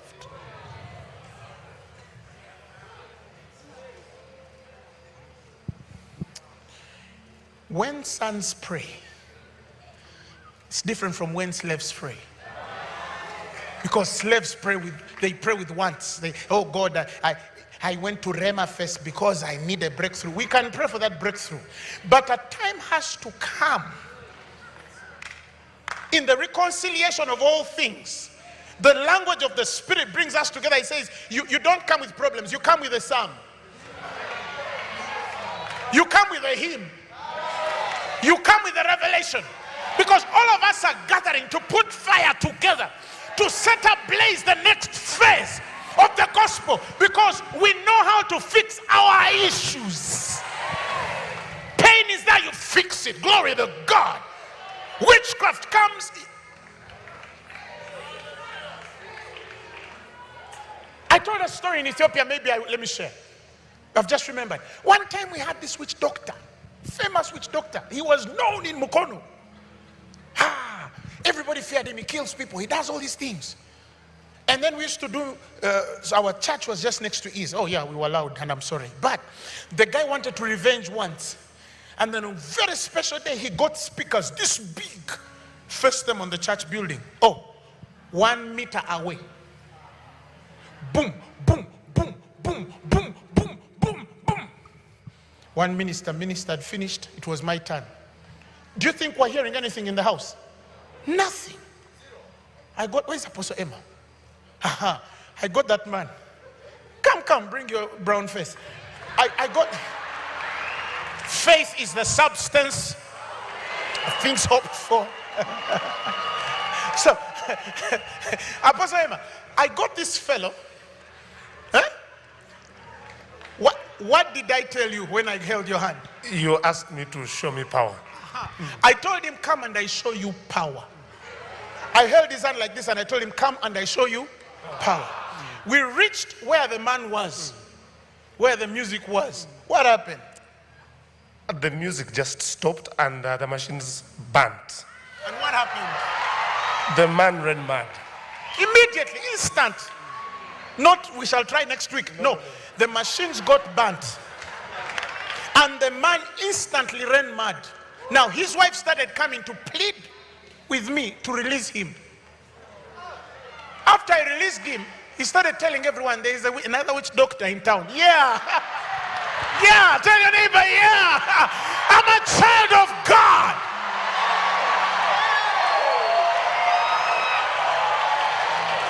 Oh, thank you for Rhema Feast, my Lord.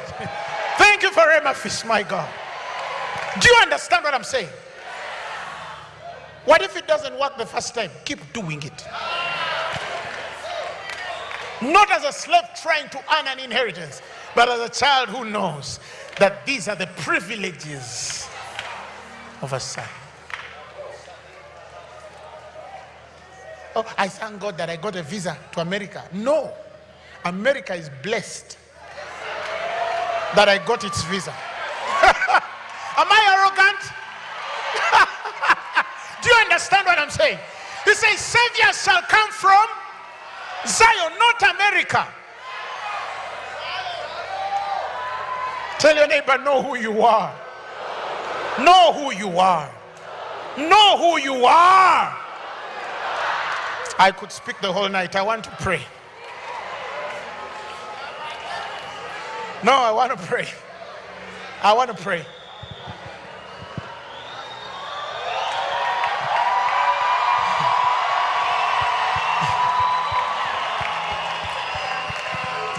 Once we can appreciate this, then Paul will speak more. Paul will speak more. Because we can actually be followers. And I have learned this for a fact.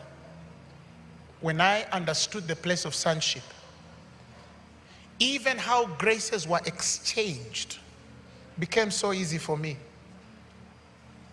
Because I discovered that there are nuances, there were idiosyncrasies that all sonship carried. That I could observe a man do something just with my observation, and the impartation comes. Because I'm not a slave watching a master at their craft. It's as ostensible as it is that my kind is expressing itself in the privilege that I already have in Christ.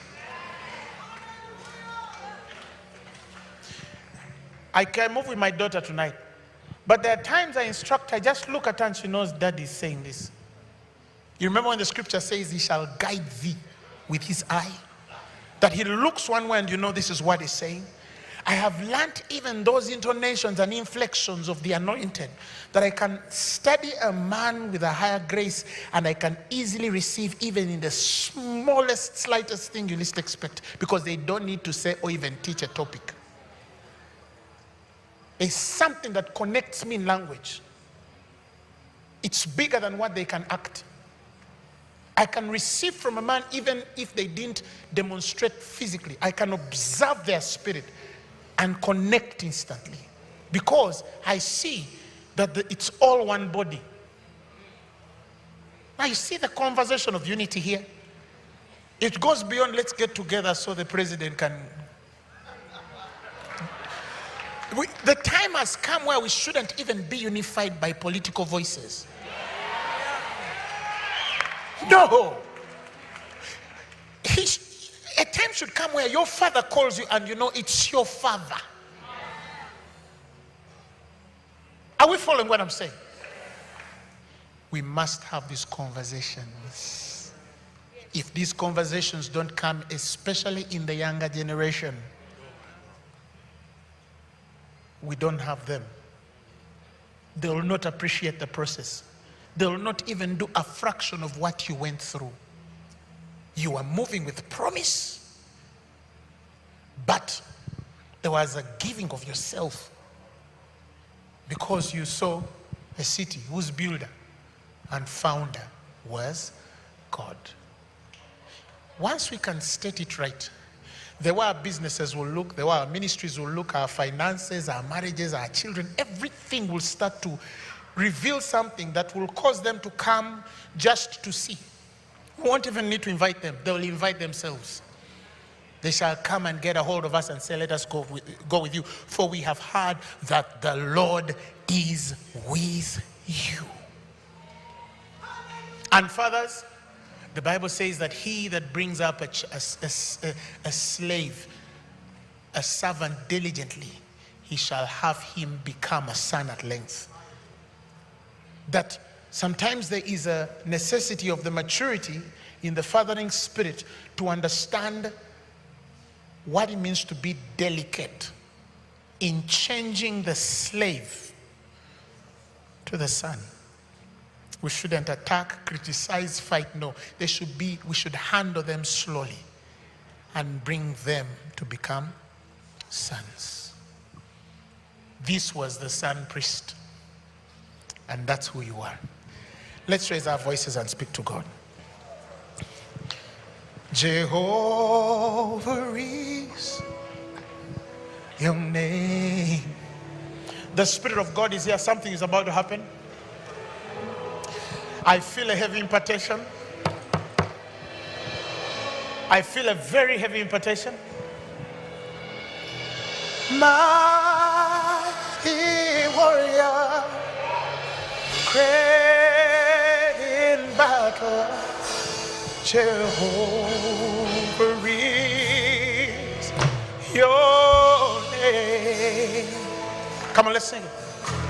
Jehovah is your name. Jehovah is your name.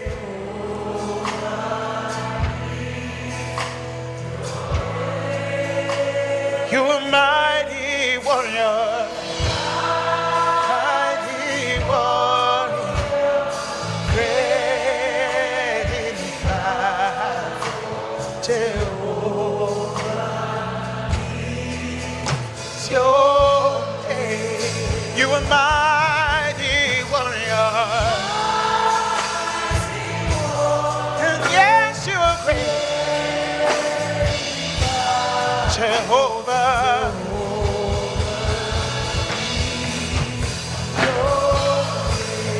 you are mighty warrior, mighty warrior, great Jehovah is your name. You are mighty warrior,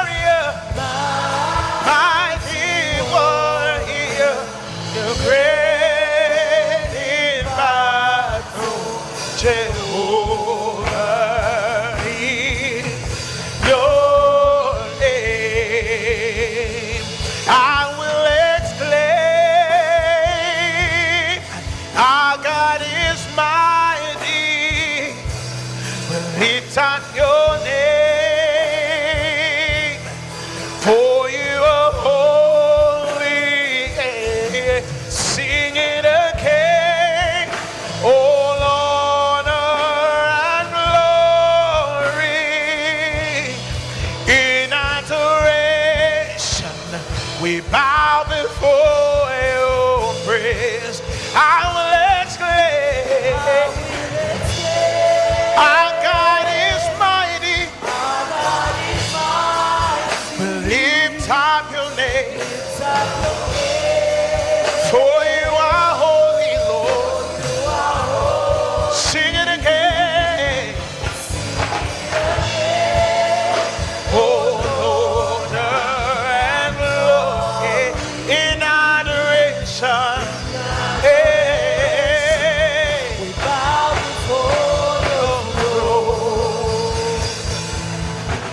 I want you to raise your voice and just express your readiness for God to work in your life, to stand in the position as a son, because the template begins with sonship and priesthood. That even when you express the kingly, it's out of the seed of your sonship.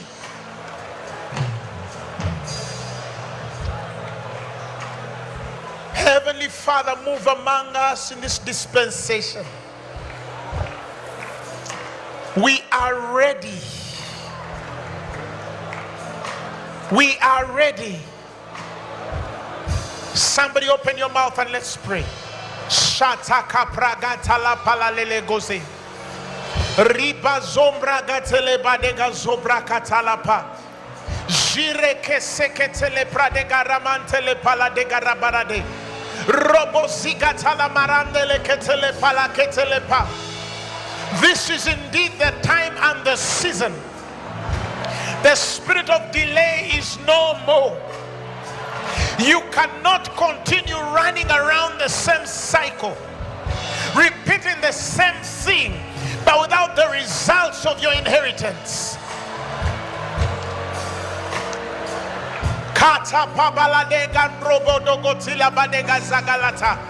Stand in the place as a son and say, enough is enough. I progress. Enough is enough. I go forward. I know who I am. I am not dull of hearing.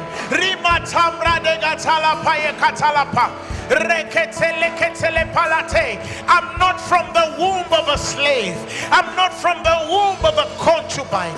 I'm not illegitimate. I am legitimate. I'm a believer. Let the land yield forth its substance and fruit to you. Let your nation hear you. Let Africa hear you. Let Europe hear you. In the name of Jesus. Rapakato brande gatalapa. Jarabazambra katalapa. Ripaya kotele bandara baradega sombrekete. Ripazala katalaman kompredegeta. Ayabadiga sombreketele palatakata. Ishara babadega sombrakata. Ripaya katalapa yatalapa. Mata katalapa la brodogotolapa. Ribadalega talamandado. Zulobokotele payalanta. Zileketele parabaradege. Zubrogotele mandale katalapa yekata. Robo sigatala paye ketelepa. Riba sombra legato. Isombra katalapa. Isoko prakatalabade. Robo digataba katalapa. Rikatala mando bridigata. Create a mental picture of your inheritance. Walk there. First your eyes can see. Ekapaka, he has given you. Ribadaгаtalapaya, ripakatalapayeleke, spare not. Ribakatakatalapa, irabadelega sombrakata, isakatalapayakata, meketele brodogotalaba, ribadagatalapa, ikatalakatalaba, rikatalapalekata. Make a prayer that takes over. Make a prayer that places the charge for your nation. Rikabatalapaye. He said you're the head and not the tail. Move something. Create something. Change something. Rikabatalamande ketelepa. Ekatalapaye. Rebadiga sombrakata. Ikalapaladegata. I know who I am. I cannot fail. I cannot struggle. Not in Uganda. Not in Africa. Not anywhere. In the mighty name of Jesus. Ikapalanda katalepa. Rebadega sandalapa. Health and wholeness of mind. Rapayata katalapa. Repatalamandate.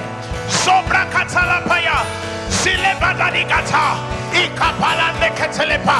Can I hear some praying people? Can I hear prevailing spirit? A daughter of Zion, travailing as one bringing forth.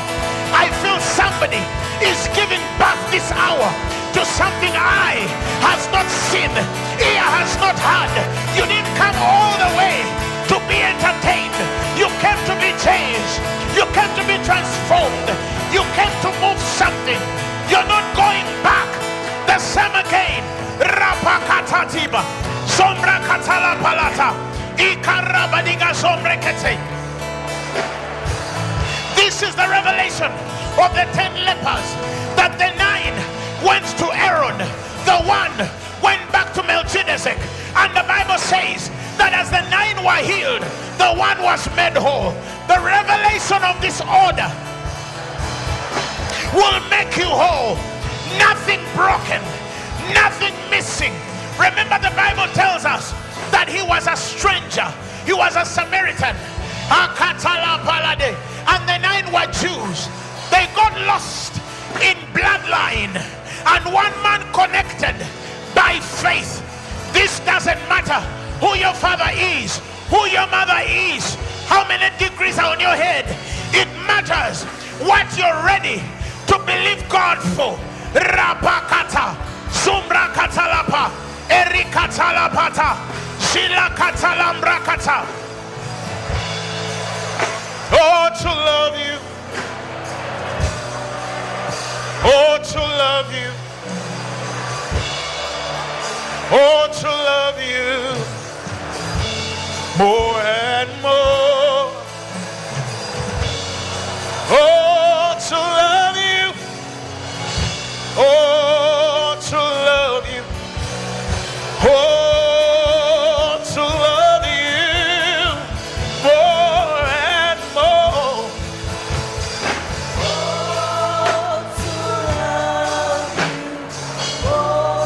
Shatakapa. Shirabala de gazombre ketlepa. Kashatale brade gazambra kata. E kapala talapa ye ketlepala telege. You cannot go the same again. Something must change because of what you have heard. Irabade gata katalapa. Ekete brande gata. Shire kete ketelepa. Shirapa yala mambrone ketelepa. Ayatelepa yala borenega. Shiraba sombra katalapa yelepa.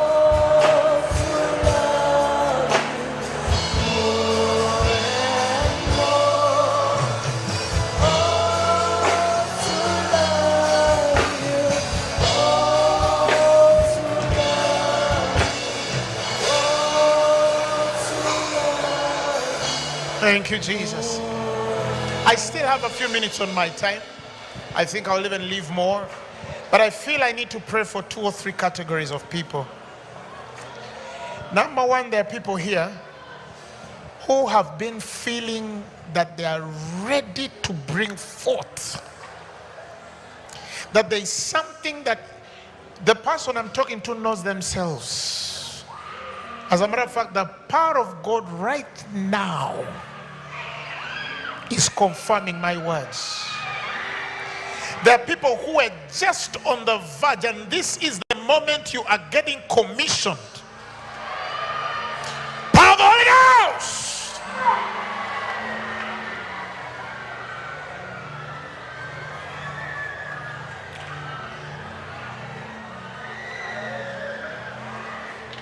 Where are your prophets, my God? Where are your prophets, my God? I see the Spirit of God settling on the prophetic unction on your life like never before. This thing falling on your life is going to announce you. This thing falling on your life is going to it's going to connect you to things you don't even have a physical language for.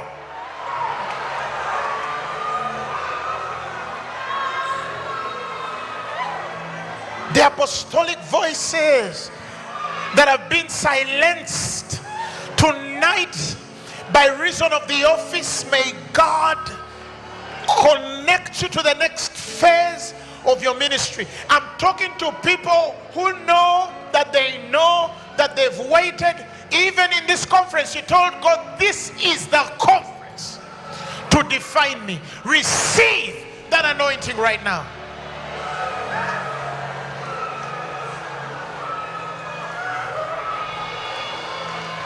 I see people God is giving distinctive graces. That there's somebody you're receiving a healing anointing, the kind of anointing that will not be ignored, and that is the foundation that's going to receive it. Receive it. The demonstration of power, signs, miracles, and wonders. Power of the Holy Ghost. Revelational insight is settling on your life. The Bible is going to open to you. Oh, I know it is open, but it's going to open in a very deep dimension on your life. Receive it, child of God.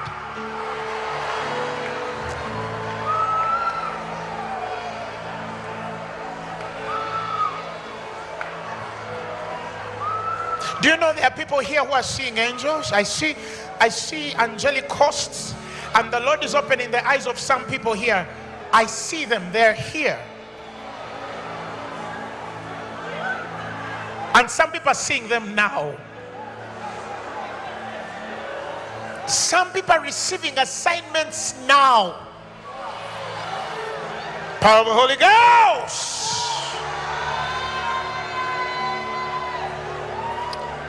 The nation you're in is going to receive you. The nation you're in, it's going to receive you in such a way. Not because you've been denied before, but the degree at which you're going to be received. Even the plants you drive by will receive you. Even the roads you drive on will receive you. You're a child of God. Receive it. Receive it. Receive it. Lay aside all naughtiness and superfluity. Take hold of that engrafted word of God, which is able to save you.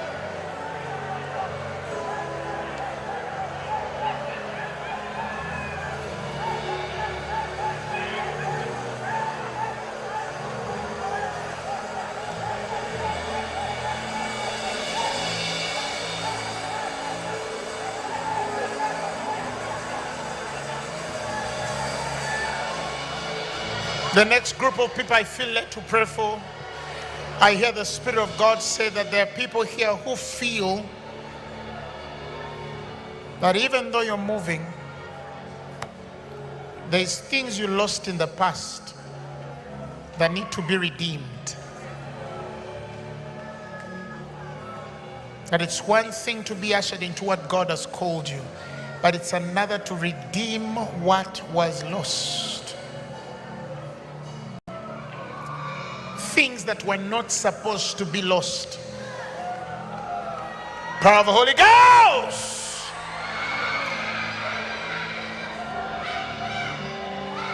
You're going to do in 2 years what takes people to do in 20 years. Receive it, child of God. You're going to do in weeks. I remember telling my nation in 5 days, I told people, this is the testimony. I told them, this is 5 years we're going to have the biggest altar in Uganda. And it was so. A son of God spoke. Tonight you receive such power to redeem time.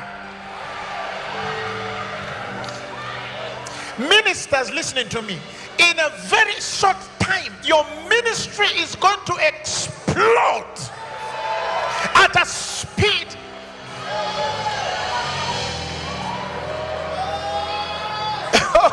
Receive it!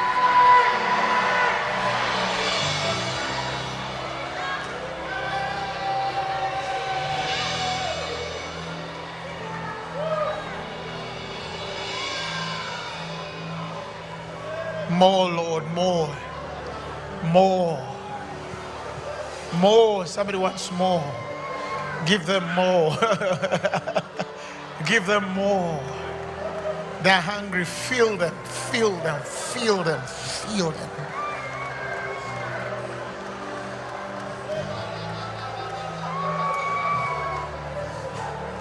Lastly, if you're sick in your body,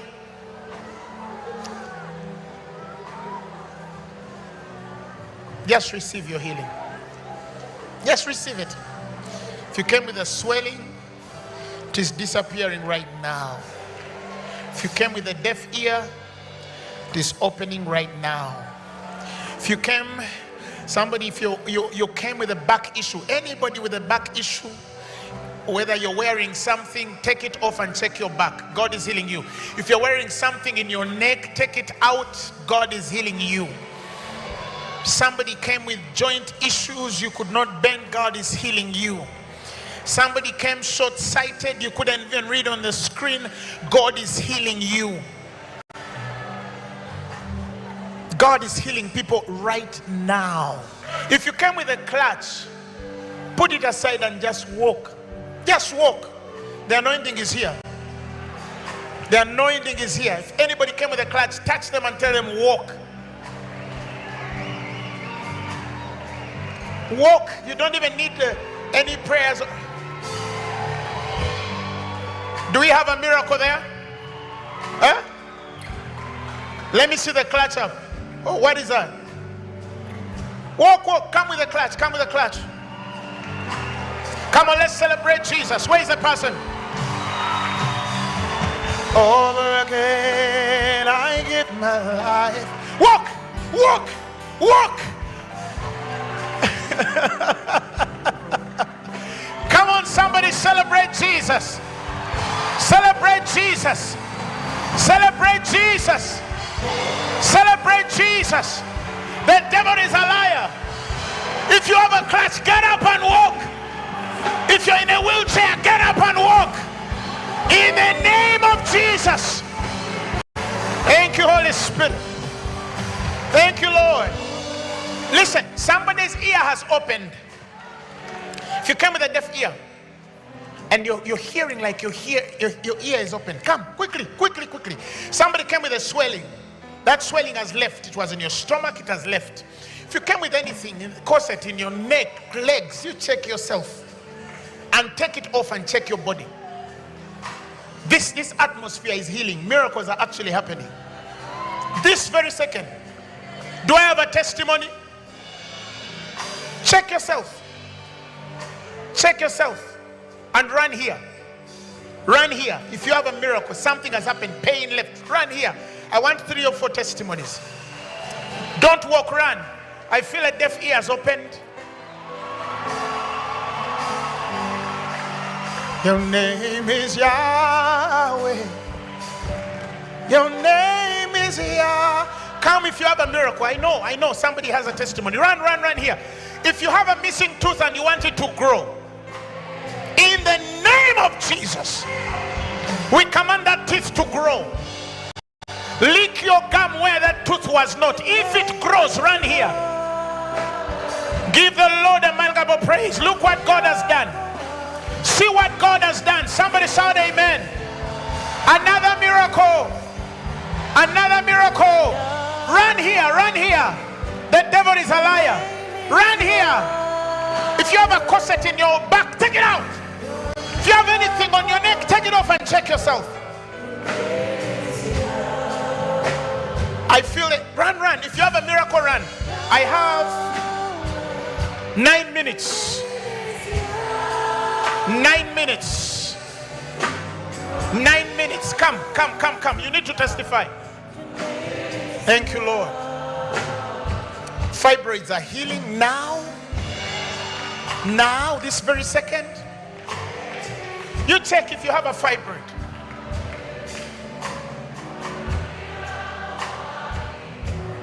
Your name is here. Run quickly, run quickly. I have 3 more minutes to call you. I know somebody's healed. Come. If you're healed, come quickly. I want to hear 2 or 3 of them. Come, come, come.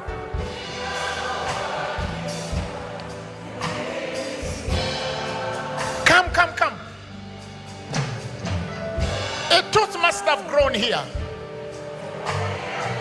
A tooth must grow here. It has grown. Come and tell me. Give me my microphone. What has happened?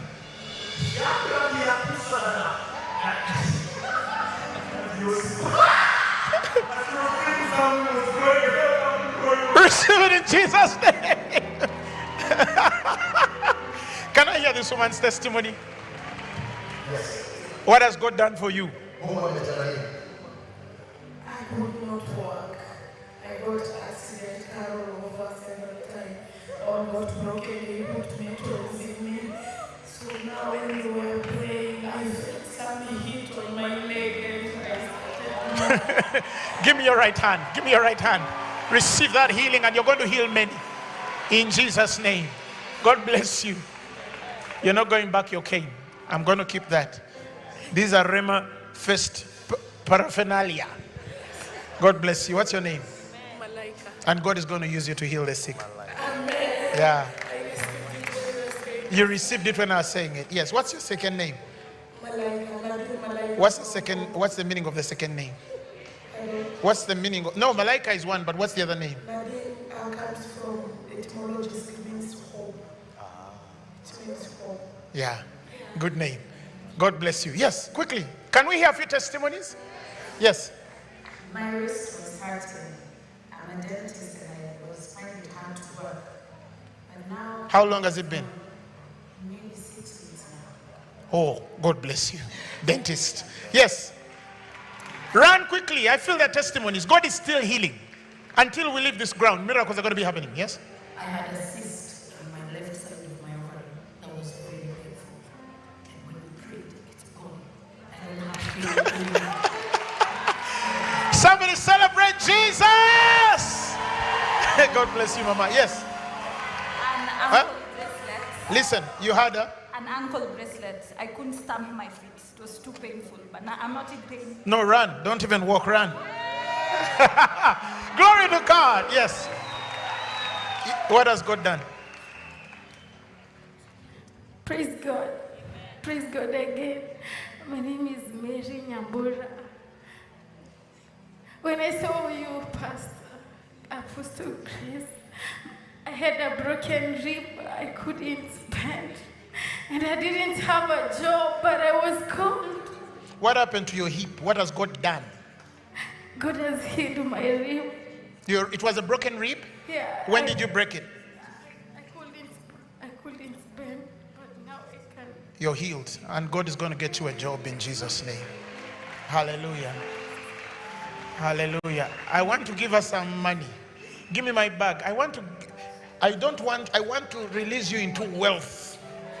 I want some money. I'm going to give you a point of contact. It's going to be a point of contact. I have a young man I gave some money.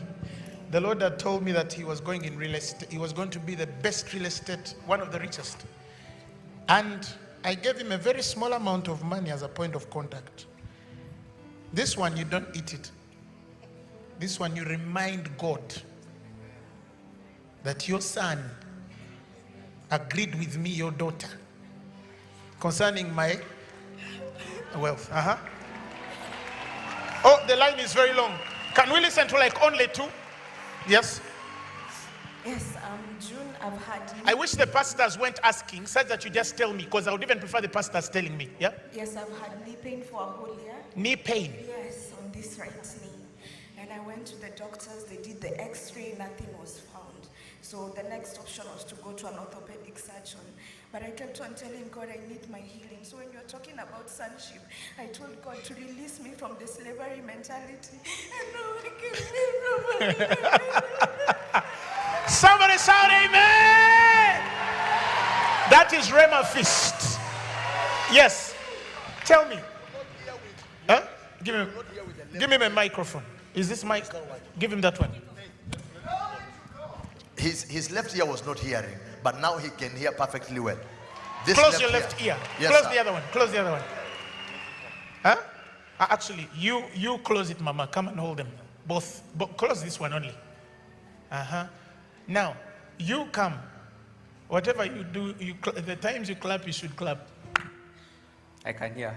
You do what he's doing. When he claps, you clap.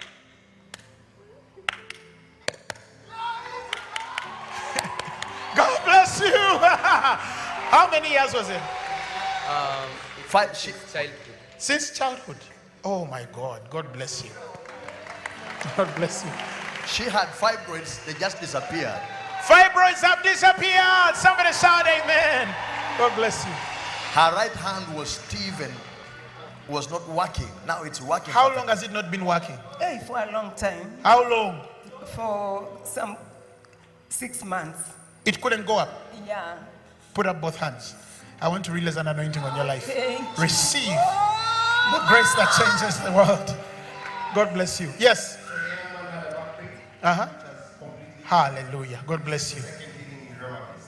Rhema Feast. And what? The last Rhema Feast, I was diagnosed with heart problem at Kenyatta National Hospital. I was healed the last Rhema Feast, the heart problem. I was very afraid to come and testify last time, but this time round, when you are ministering, the power of God I know. and I just received another healing. I This is know. the second time. I know. And my hand is on you, so you have to receive it. Yeah. Neck has been healed. God bless you, Mama. Receive the anointing in the name of Jesus. Yes. Left ear. How long was it deaf? Now it's hearing. God bless you. And back and chest pain. You're gone, healed. Gone. God bless you. I have finished. Now, no. If there are people who have not received Jesus and you want to be born again, put up your right hand and we pray for you. If you're here and you say, Pastor, I didn't have a relationship with Jesus, I want to receive him as my Lord and Savior, put up your hand and we pray for you. Put up your hand and say, today I'm receiving Jesus as my Lord and Savior. And I'm going to ask the dear Reverend Julian Kula to come and lead those people into salvation. Come on, let's give the Lord a man of praise.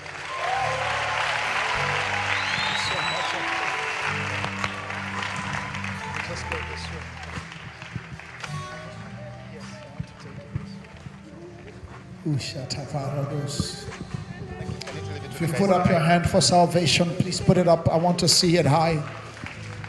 Would those people be courageous enough to just come to where I am, because I want to just see you? Can they run here? Is that okay? Please, if you've received Jesus as Lord and Savior, just run to where I am. Run to where Pastor... No, I want them to come here. Today their night is here. Please run to where I am. Can I ask you to please stay where you are? Please, just stay where you are. Let's give honor to these ones that have...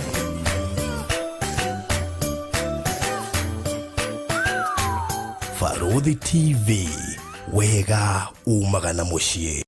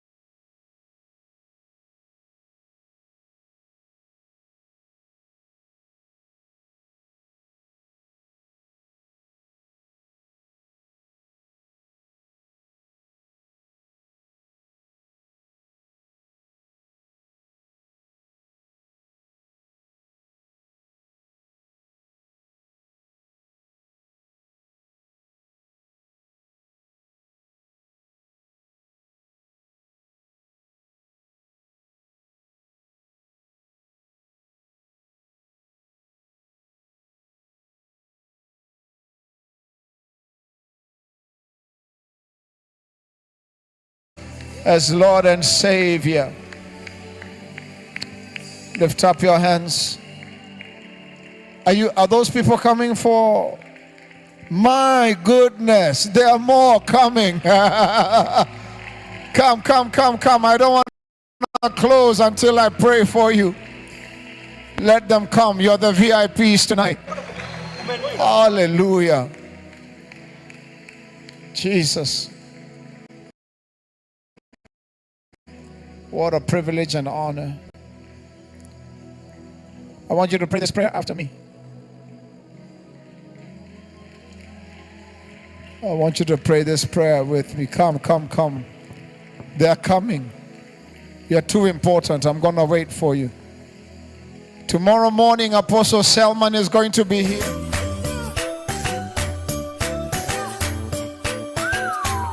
Farodhi TV, wega umagana mushie.